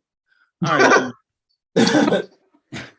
So Mars and Gemini in the 7th, ruling over the chart. So this is really about, I'm getting like a lot of couples or singles, or those have been in matrimony, they would say marriage, are really going to be reviewing their finances and seeing that, hey, we've did this, so now we have this little extra bit of finance. Let's go enjoy ourselves. With that, or also just taking yourself out somewhere nice. Mars and Gemini. So yeah, someone's probably going to be like, I don't want any of this food, like in the town, so let's drive to the next town over. Oh, I heard they got great vegan ice cream over there. Or, oh, hey, they got some kind of burritos that I would like. So yeah, definitely traveling to the next town or over. Just getting away from home. Possibly like I want to say like axe throwing, possibly going to do some axe throwing, or some axe throwing here with this energy with Mars being there. And finally, I will say for Luna and Uranus, Taurus, Capricorn, this is all about structuring your finances, your emotions, and really just reflecting on what needs to be done if you need further clarification. And just some wounded healing for your creativity here. Mars on the 5th too. Wow, yeah. I was pointing out also Venus on the 11th as well as the 6th doing that energy, bro. I was like, wow. However, that whole axe throwing thing, it made me think, instead of burying the hatchet, let's just toss it around. I'm joking. It's like, let's see how we can. Okay, bullseye. Anyway, don't use those hatchets to hurt anyone. I yield, bro. You ready for the next one? Islam. Yeah. Let's get down to the next one. So we've got a lunar Neptunian sextile here. All right, Luna is in the 10th. We got Neptune in the 12th. All right, got Taurus on the rise, 0 degrees. Yeah. This is like somebody, because I know Brother Jag have said like last week about dreams. Yeah, someone's gonna wake up out the bed and like remember their dream, and they're gonna turn their swag on, and they're gonna look in the mirror and say, "What's up?" Yeah, I know myself. Oh, all right, I yield. Yeah. This is on the 10th and Neptune. Yeah, this is about getting some clarity or taking whatever dreams or just advice that could be given. So maybe possibly by one's mother or father here, or just from your colleagues about just how to continue to keep moving forward, just continue to lay the bricks for one's own foundation. Yeah, this is definitely reflecting inner. Yeah, so this is like going past the sunken place within oneself, like really getting into the fibers and beings and particles and all that they would say. It's really good to your inner, deeper nature. And Saturn's right there in the 11th. So make sure you are tapping in with Brother Corey for Yoga Stoned, or just whatever your friend group, something productive there. Saturn's in Aquarius in the 11th, still retrograding in that retrograde arc, right? So definitely just reflecting. It's possibly like a group meditation or a friend meditation within the group that someone could be hosting or wanting to plan. see, Danish, Uranus right there. So yeah. And some healing. Like something is probably going to be posted on the hospital or something on the news about just like a bonding group or something within like a hospital institution to really start turning the minds back into themselves and who they are. And also just getting out of the structures of emotional and spiritual dogma that most would say it is religion. Societal norms. Mm-hmm. Breaking away, yeah. Because it's gonna be at the point to where the cool crowd is not the cool crowd anymore, and all the oddballs and all those, it's like, wow, y'all was right the whole time. But sorry, we was caught up in the illusions of our own minds. And we weren't operating out of love. We was operating out of lust. Revenge of the nerds. Revenge of the nerds, yes. So and remember, idol worship is devil worship. Bing bing. Well, bang bang, and with that one, I will yield because that is all, folks. So getting into the next aspect, we have the lunar Mercurian trine.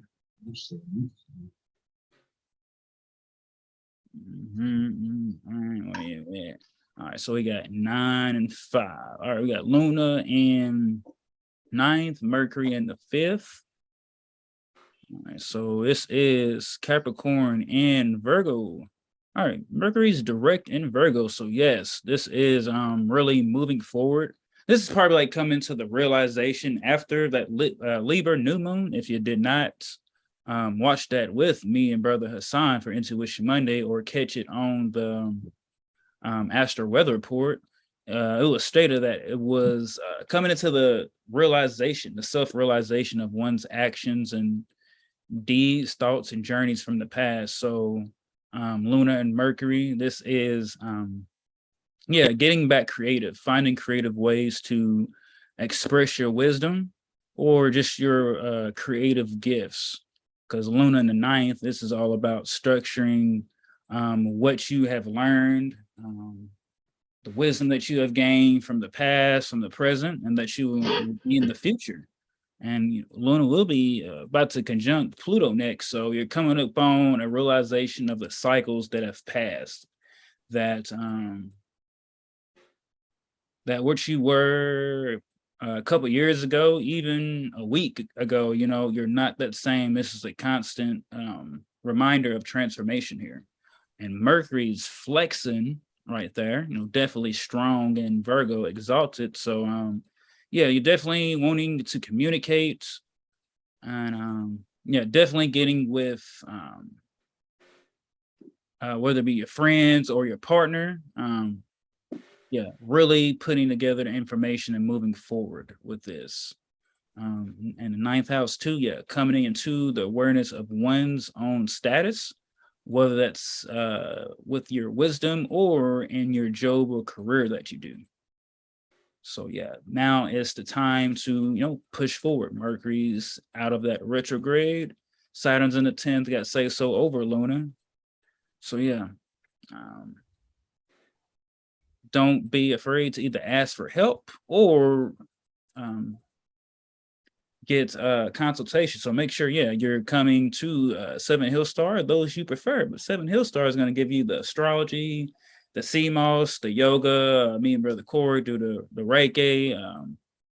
Definitely make sure. And I'm gonna plug that in. Worry ties. This is a great time to go catch worry ties. Even if it's only one, the first episode that we did, even if it's only for 30 minutes, make sure you start catching some of that. And I'll yield and get into the final aspect for this lovely moon day. All right, we have a lunar Plutonian. Oh my goodness. Oh my goodness. Oh my. Jesus Christ. All righty. So, guys, we have a lunar Plutonian conjunction. So, this lunar Plutonian conjunction will be helping one remove away kind of like a cycle ending here. So whether it's partners, mother, your feminine energy within yourself, or just business things, this is really a clearing of cycles, realizing just whatever structures it needs to be moved past, whatever limitations, whatever challenges, this was all like, wow, this is what all of this was really meant for, was for me to step into this version, this ideal of myself that I wanted to, but the timing had to be right, because we're all operating on divine timing. So this is a epiphany, clarity moment about divine timing and why things happen the way they did, why what hardships, as they would say, were necessary. Saturn's in the 8th, so yeah, this is definitely a transformation of your subconscious and your thinking, and being able to, like Brother Jack said earlier, get past the quote unquote like family curses, generational curses and patterns.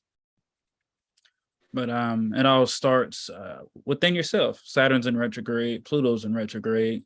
So yeah, it all starts with yourself and having that realization and those actualizations that you can only save yourself. Jesus came to show you the way, but when it shows you the way, you want him to show you again. So you got to save yourself here. And this is also opportunity, just to get past the changes. Because it may be uncomfortable, but when you first start working out, or for example, we was doing yoga style with Brother Corey. Boy, the body was burning how we was moving, but it's that saying, no pain, no gain. So how can you gain without a little bit of pain?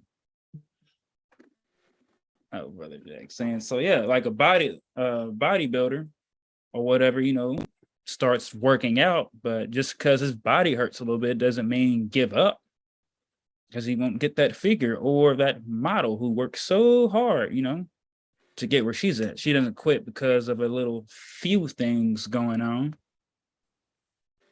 And finally, I think I'm gonna yield for that. And Luna will be in void, of course, after this aspect. And if I'm right, should be 6 hours, 31 minutes. So let me. Correct.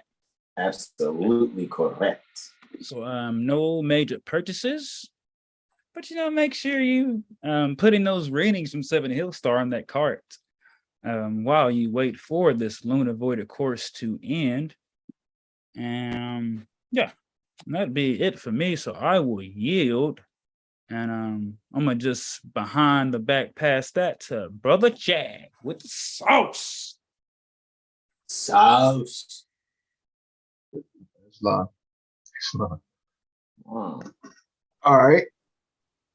Ooh, so we're looking at the 4th of October. Yes. 2022 Christian calendar year.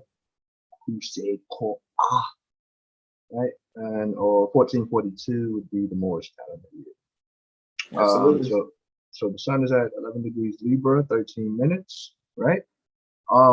So with this energy this Tuesday, just really focus and analyze your principles and the things that you may consider a virtue, and consider your merit in judging by said merit rather than stations and heights of men, so to speak. This energy is very mental voyage with this, because the moon's going to go into Aquarius, and the moon is ingressing into Aquarius before the sunrise, right? So we'll look at that. We'll probably what is it? 620 minutes. What's happening? Yeah, so it is in the 4th house. So the moon is an accident. Yes, in Aquarius. Venus is rising. Yeah, so like I said, this is that mental voyage. It's like treasure.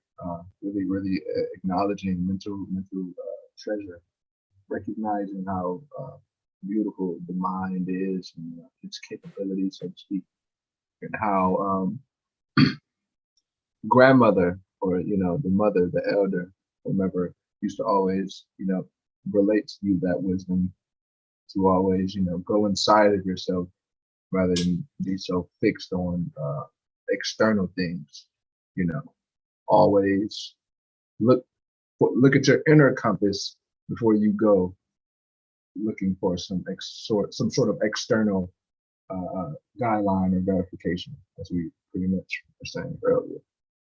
But it's just that this energy is more amplified in regards of, like I said, virtues and considering what those are for each being. So yeah, just really hone into your childhood memories and the things that connects you to that inner child and brings out that vitality that you may need to express more, to bring a sense of courage and clarity. The courage is already there. However, just expressing the things that you may want to express from your heart with more courage rather than being afraid of what someone would think, or, based on what you're saying. That'll just be a good way to start, expressing yourself and standing up for your emotional feeling and your background, right? Because that how you feel and the way you process emotions is relative to your constitution, your natural your natural constitution, right? And the things you may have been around throughout that development. So yeah, just go back to your past and observe who you are now based on that past. So we're going to look at Moon sextile Jupiter, right? So this is going to bring that clarity, because like Jupiter's going to help you like expand or get you to the next level of this childlike experience or childlike development, or how you were developed as a child with the experiences you've had as a child. Because Jupiter is retrograde and it's in Aries, and it's Chiron is also in Aries, right? Retrograde. So it's really relative to like self-identity and how one sees themselves, or how someone may have painted a picture of who you may be, right? Because you see the moon's in the third in Aquarius, 2 degrees 39 minutes, and Jupiter is in Aries, 2 degrees 39 minutes, right? So there's just like there could have been an outlook of you being, someone could have known when you were a child that you were to be some sort of philosophical guru, or someone to help, to be assisting the people in general. And you could possibly go back to that moment in time, literally time travel to that moment, and just have a moment of clarity of what you are doing in your life right now in regards of healing, because that's pretty much the emphasis with Jupiter being in Aries and Chiron being in Aries. Jupiter and Aries specifically is self-identity, or self-being, your being, who you are, how you look at yourself. So Jupiter being there, it's like you should see yourself as a king, or as royalty, as noble as the sun. It's knowing that you match the things that you admire, or things that are beautiful as the sun, or the trees, and the sky, and the stars, and so on and so forth. It's really taking the heed of those inner abilities, right, rather than something outside of yourself. So this is like removing lustful attachments, or like if you have an unclear mind, that's indeed going to bring some turmoil, but it's going to bring clarity, because the emotions are going to be like sort of in bounds of like discipline, This moon is like, going to Saturn. So Saturn is going to get you to observe your emotions and think before you react rather than just reacting based off of emotional feelings, right? That's the application of like moon and Aquarius, being more observant of how you feel rather than reacting based off of how you feel. Yeah, so this would be a good time to really check up on your plans and just use critical thinking. Think critically rather than moving hasty, moving too fast. You might bump your head, literally. And then we're gonna go to Saturn. It's gonna square Uranus, right? Yeah, you can take it from here, Brother Jay, because we already know, like, we can just see both of them are slow moving planets. Saturn's not probably going to go, too much. Right. Yeah, back this is 15 minutes, than where it is now. So I was just saying you could just take it there since they're partile by degree, not necessarily quartile down to the minute. Right. They're still there though. Yeah, they're still correct. And it's like 19 days before Saturn is supposedly stationed direct on the 23rd at 7 minutes after midnight. This is this Saturn straight Uranus energy is very interesting. We were saying earlier about people coming to terms with their rights and things like that. So you could see a lot of like prime ministers or rulers or people like idols, the people look up to.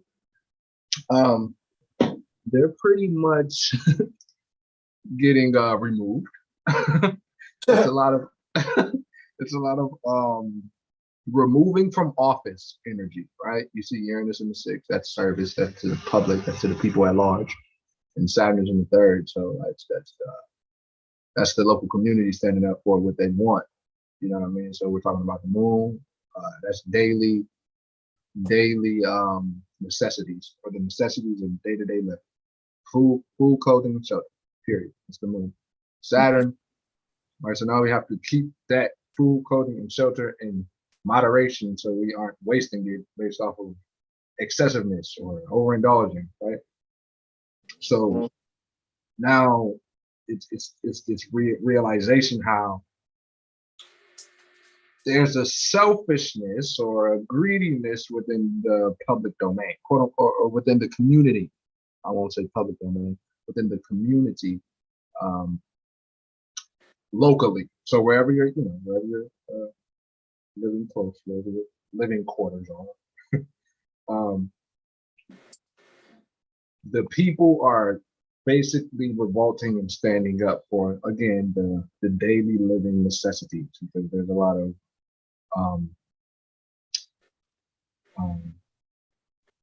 bullshit going within the commerce world, so to speak. Inflation is sick right now, so the federal agents are upset, and you also have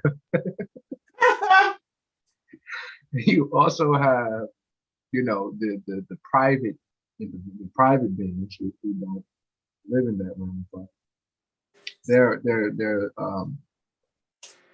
they're able to assist and serve those who are looking to come out of that yoke of control of their unalienable rights, their daily necessities that are needed for all humanity, not just a specific group of beings.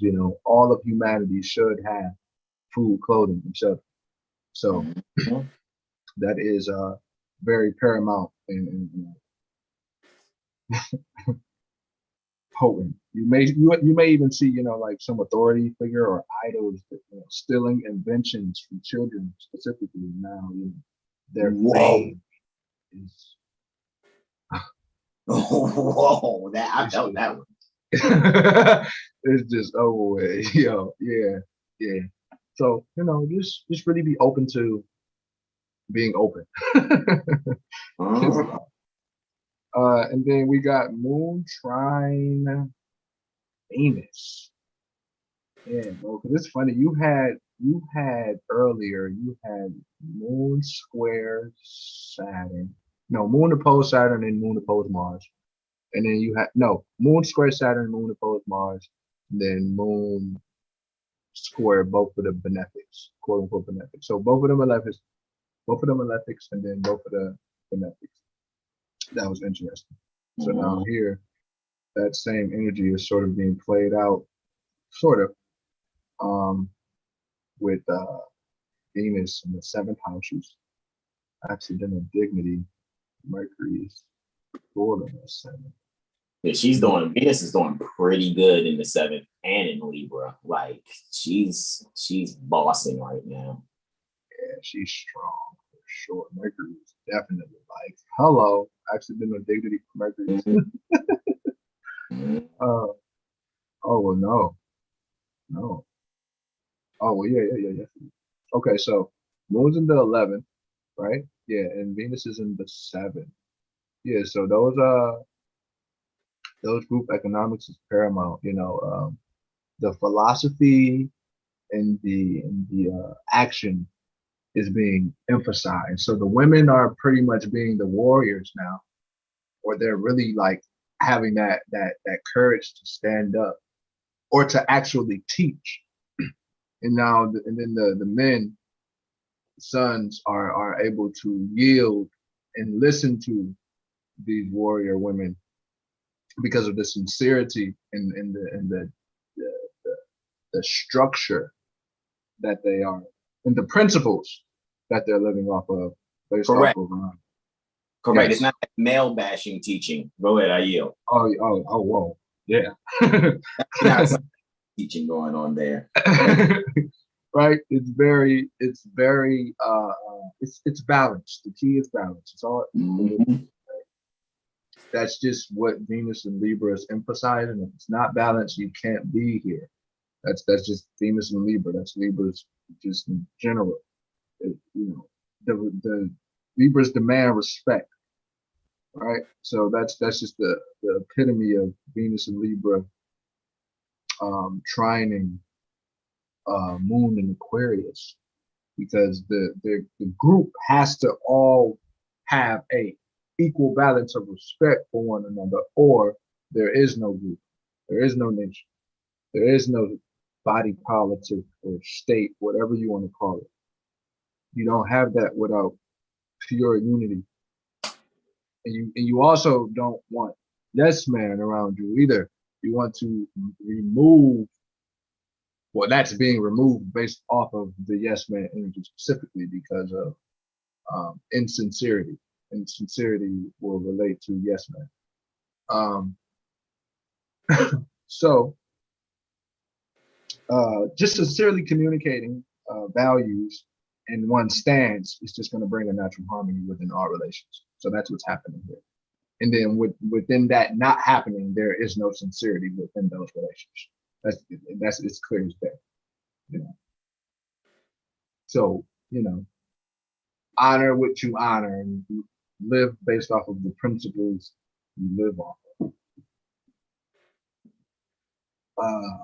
Man must worship under his own vine and fig tree. That's the epitome of Moon Aquarius trine. Yeah, I'm adding to your wisdom. Oh, yeah, go ahead. It's fine. Bro, and like even though Mercury has accidental dignity, while under the sun's rulership in the 7th, it is definitely ruling the 7th, right? Mm-hmm.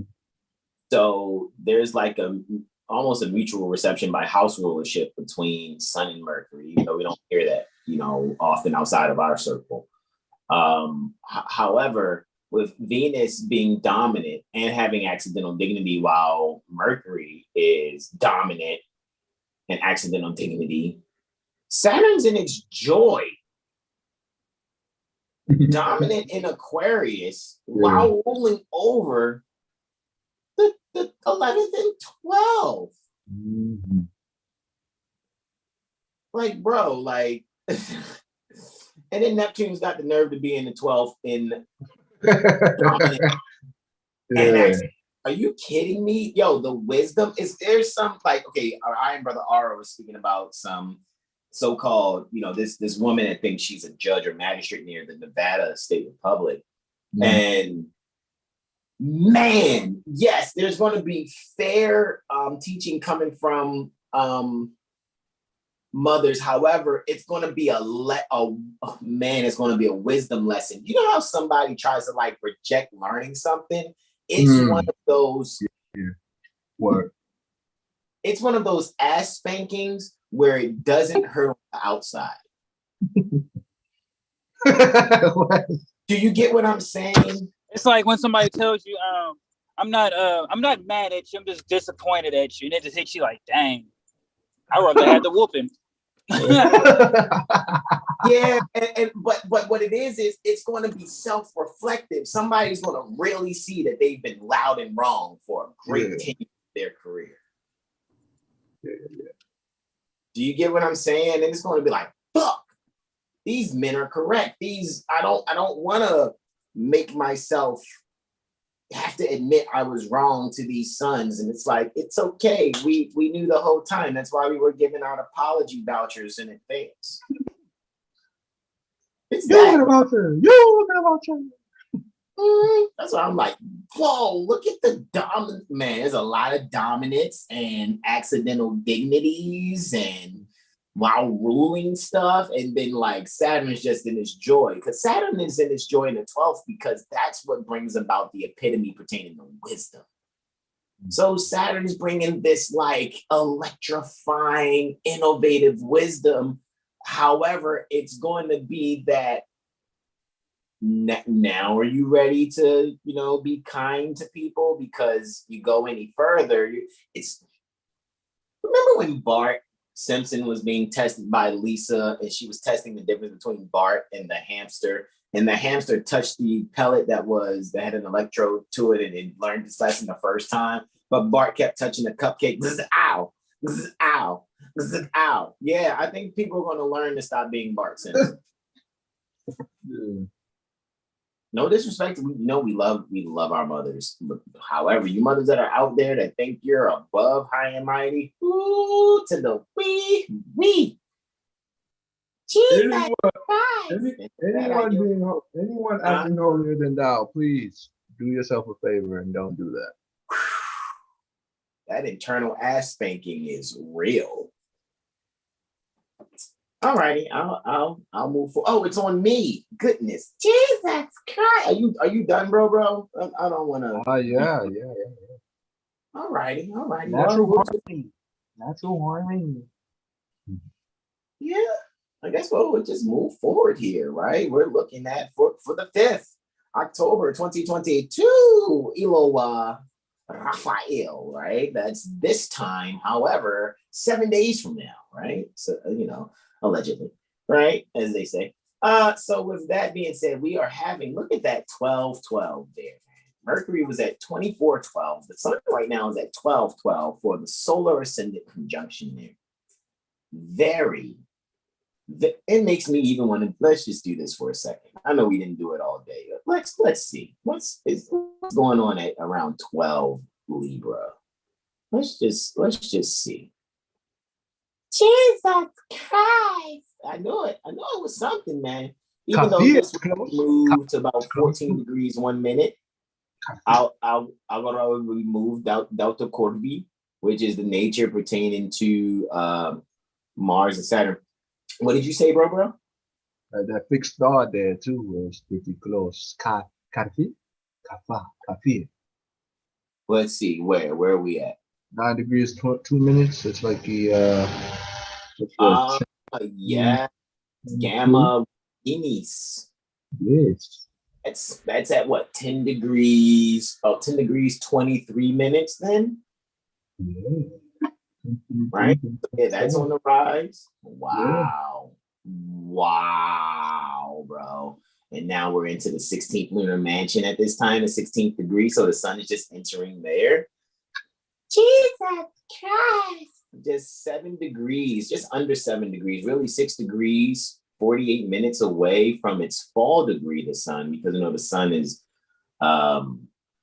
at what they call its fall in Libra at 19 degrees, because its exaltation degree is 19 degrees Aries. However, man, this is just beautiful. I really feel like a healing is in order, right? And it's funny.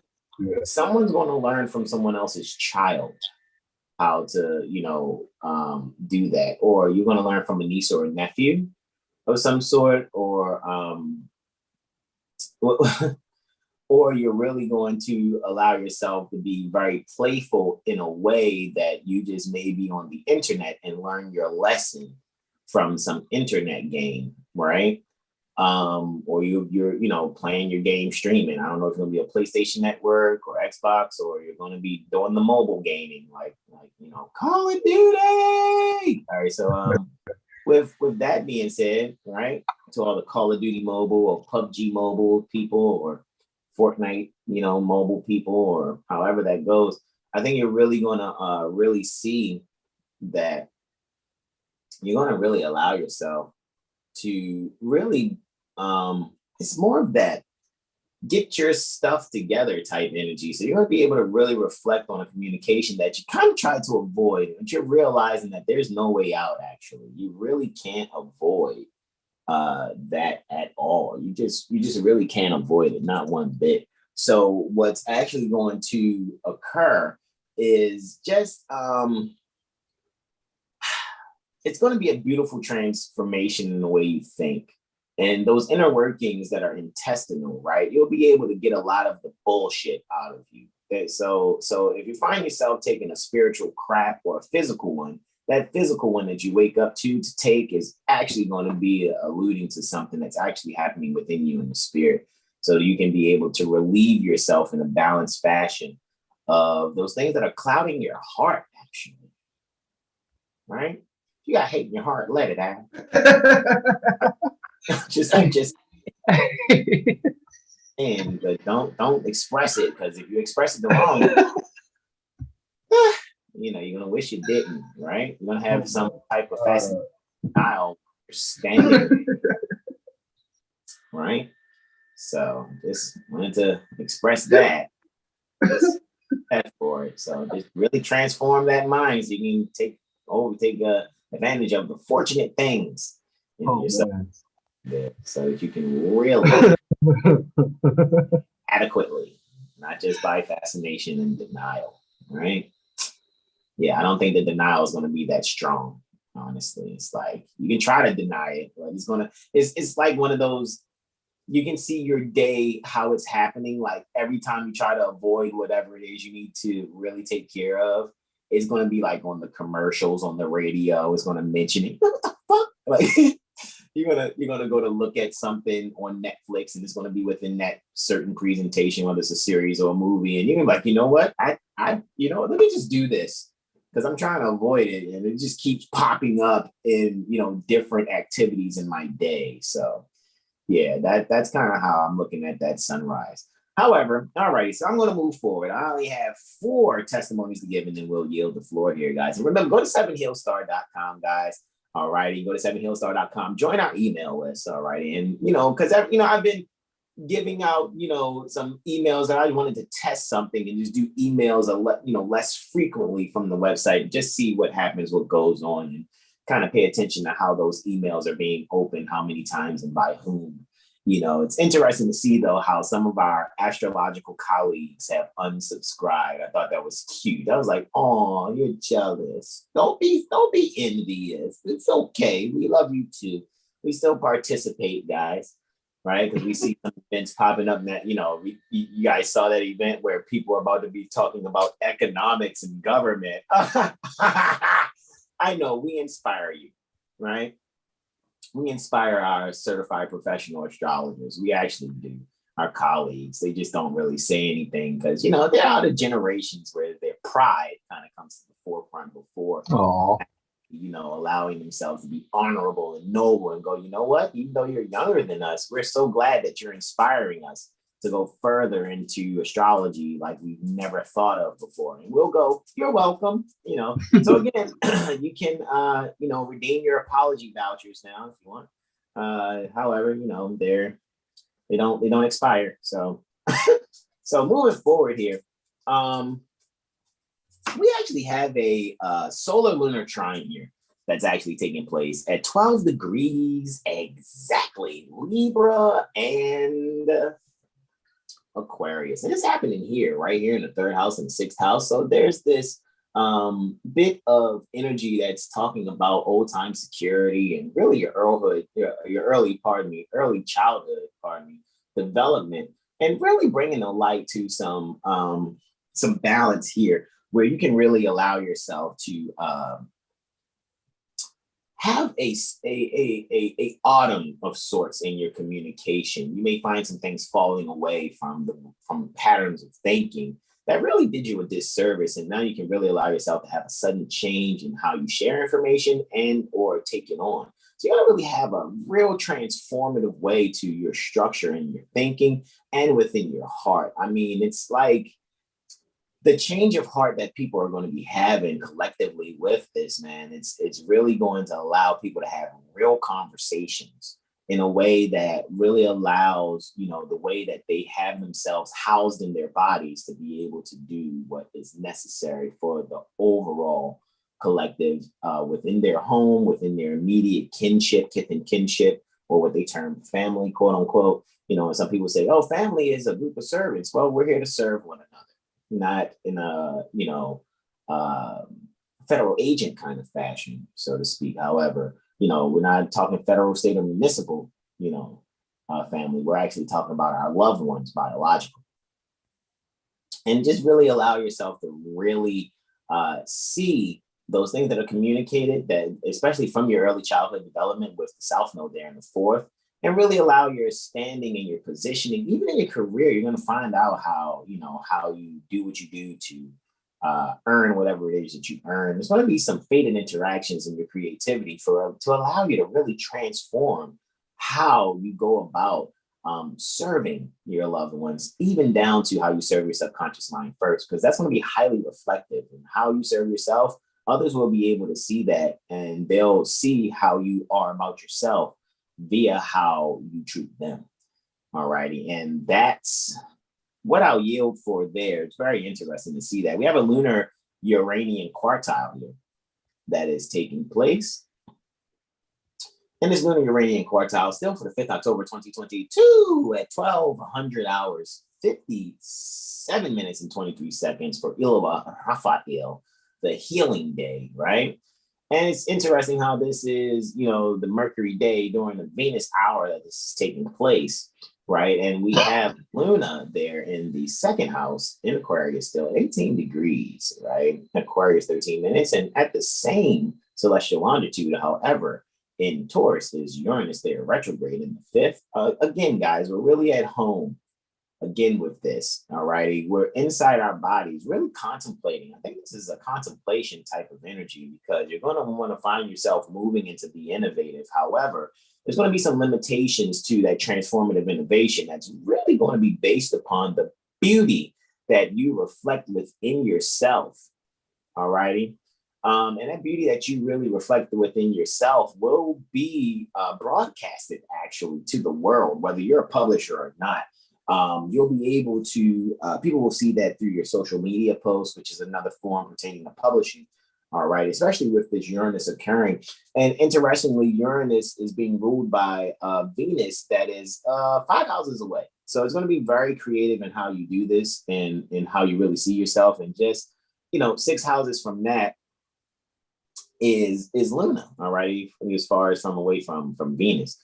Right. So with Luna and Uranus being 4 houses away, see 5, 6, and 4, or 4, 5, and 6. And we just look at that even again, like we're just really allowing ourselves to, go within and be very creative in how we're serving ourselves. Because it's going to really, communicate in detail how you really are either balanced or imbalanced in how your heart and mind are really operating within yourself. So what you can really do is be very innovative. All right, just be innovative in how you are moving towards your destiny in life. All right, you don't have to please everyone. People pleasing here for most people, for most of the collective, will not really be fruitful, not just on the outside. However, it may have some fruit on the outside, but you're going to really think to yourself, like, am I selling out to just do this so that the people will, hit like, will double tap on my post? Because that's where you're going to really start comprehending that that's not really what's up.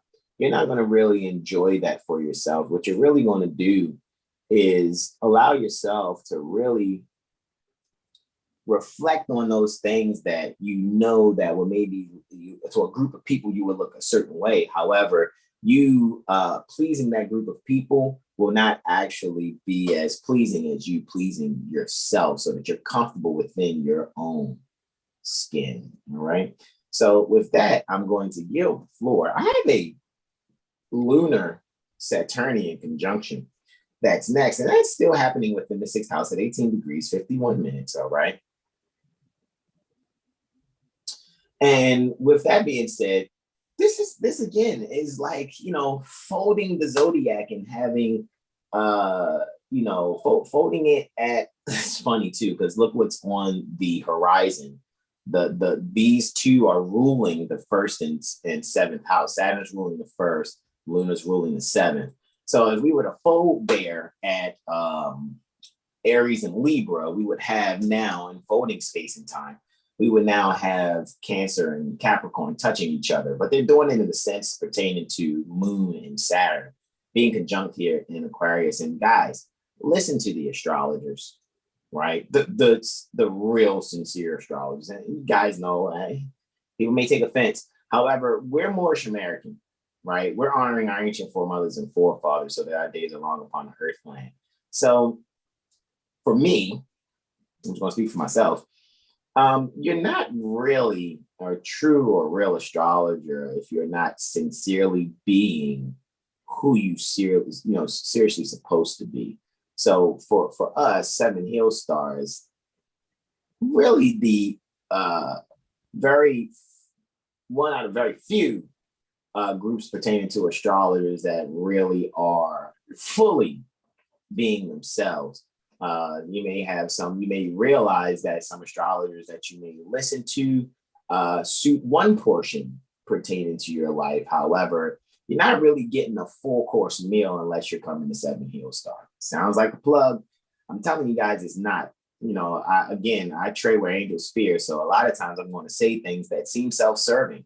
However, again, this may be where I have to dish out more apology vouchers in advance, because you guys are going to see that by this time, when this day comes, you're going to really see that everything that we've said, even if it's resonating with you now, as these next 7 days progress, you actually see how maybe even 21 days after next Wednesday, you're going to be like, holy shit, who's 7HealStar Astrology? Because this actually happened. This is happening in my life. Like, why is it happening like that? I wanted to avoid listening.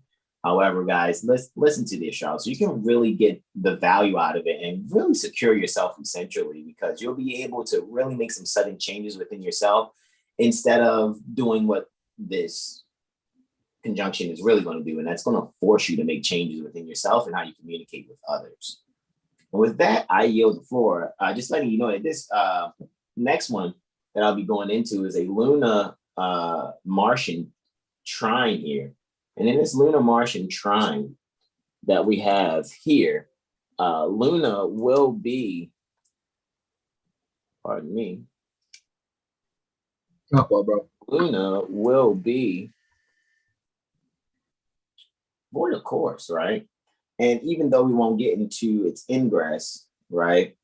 It's actually going to be void of course for 12 hours and 2 minutes, guys. So that means from 1800 hours, 45 minutes, and 21 seconds. All righty, next Wednesday, right? Make all your transactions prior to this time. All righty, make all your transactions prior to this time, because Lunar is going to be void of course from then until, 14 hours and 2 minutes. It's going to be void of course for 14 hours and 2 minutes. So, keep things in your cart, make no major transactions unless this void of course is interacting with your actual chart differently if you're aware pertaining to that. However, collectively speaking, You guys are going to want to hold off on that. Really dot your I's and cross your T's. Really make sure things that you're going to move forward with are solid for you to move forward with once Luna ingresses Pisces 14 hours and 14 hours and 2 minutes after this time here that we have right here, guys, 1845, 21, 1800 hours, which is 6:45, 21 post meridian Eastern. All right, adjust your times accordingly, of course. All right, so with that being said, guys, what you're going to really see with this lunar Martian trine, which is happening 1, 2, 3, 4, 5 houses away, children are really going to share some things with you that are really going to activate some thoughts, some thought patterns that you really can't get away from it. You may even find yourself grabbing the literature that we provide, because we have the first astrology coloring book that ever existed in this world, ever. All right. So we have the first astrology coloring book ever. So you guys can go to 7HealStar.com and get my first astrology coloring book, as well as getting the Astro Aura Cubes, right? It's for your AstroLiteracy, guys, because instead of us just having blocks you can learn from, their origami style, so you can actually stimulate that portion pertaining to your mind also. So really find that harmony between your subconscious mind and the sudden changes that are happening and embracing astrology, as well as being able to comprehend fully what's being communicated actively to you, so that you can allow the publishings that you're reading and grabbing yourself to be fully exalted and having the dignity necessary to help you comprehend the wounded healings that you've gone through as a child, so that you can make it better for the children that look up to you. All right. So with that, I'm going to yield the floor. Anybody want to add their wisdom there? Any questions, comments, and or suggestions before I actually hit the stop screen share? Going once. Added wisdom going twice. All right. Added wisdom going thrice. I'm going to stop the screen share here. All right. And let's see what we got going on, ski. Brother Jay, do you want me to bring you in? You want to turn your camera on and bring you in? Yeah, I don't know. You said no? Okay, cool. I don't know. You got me. Oh, okay, there you go. Sweet, sweet, sweet. I'm going to add you to the spotlight. There you go, broski doski. All righty, guys. So look, again, you know, I could screen share and be like, yeah, go to 7HealStar.com and do that. Brother, all right. Yay, yay. Oh, Paragon Rico. So yeah, guys. Salam, guys. It's long, bro. All is well. Hey, dude. And we are bro. We are wrapping up right now, man. I can bring you in. R, give me 1 second. One time for Brother R right here. And spotlight. All right. So yeah, guys, we're actually about to wrap it on up. We're at the quote unquote finalization. I won't call it the end. We're just coming to, because you know the cycle doesn't end, right? So Brother Jack, you're glitching over there. I got Sprouts. When Sprouts got me on hold right now. Mercury is retrograde. Yeah, I'm calling him. I'm not playing. I'm calling him right now because I'm like, yo, what's up with the free food? Like, for real. Got you. Like I said, man, we was saying this morning, right? Because of I won't go into it too deep, but I will after I hit the end, and I'll reopen the Zoom so we can all converse. But you know, when we was in the jurisprudence gym yesterday and we asked about that whole, you know, food situation, I was like, and then you see you guys have, you know, the Amazon access. It's like, I think I know what we're about to do here. Like y'all, like I said earlier, I was like, 9-1 light bulb went off. It was like, bing, bing, bing, bing, bing, bing. I was like, I had some revelations today too when I was speaking with my consort. Like it just hit me, bro. Like, oh man, like yeah. But one, they got me on hold, bro, because I'm about to ask them what's up with the free food? I can't pay for this stuff. Like I'm gonna keep it real with them. Like, yo, y'all pushing out the back every day. Don't play with me. You know what I mean? They're pushing good food out the back, giving it away. You know what I mean? Giving it to churches and all type of stuff. Like, nah, they're not about to play me, bro. Bro, I can't stop laughing, bro, because it's like Aldebaran. You know what I mean? Aldebaran. I've been But on 10 minutes, man. I think they know why I'm calling. it's all good, man. We're gonna be patient. Matter of fact, let's end this live and then we'll be right there with you. You all, thank you all so much for joining us. We appreciate you all joining. Brother Terrell Tamari Bay, brother Sean Alimel, and came in was a brother Exalted Cyclops. We're saying that lovingly as a joke. However, our beloved brother in whom we're well pleased, brother Corey Bay, and thank you to brother Muaba Bay for joining us. We know we're about to get into some jurisprudence exercise. That's what we're about to do. So I am going to yield the floor to you all and say namaste, namaste, namaste, Islam, Islam, Islam. Peace and love.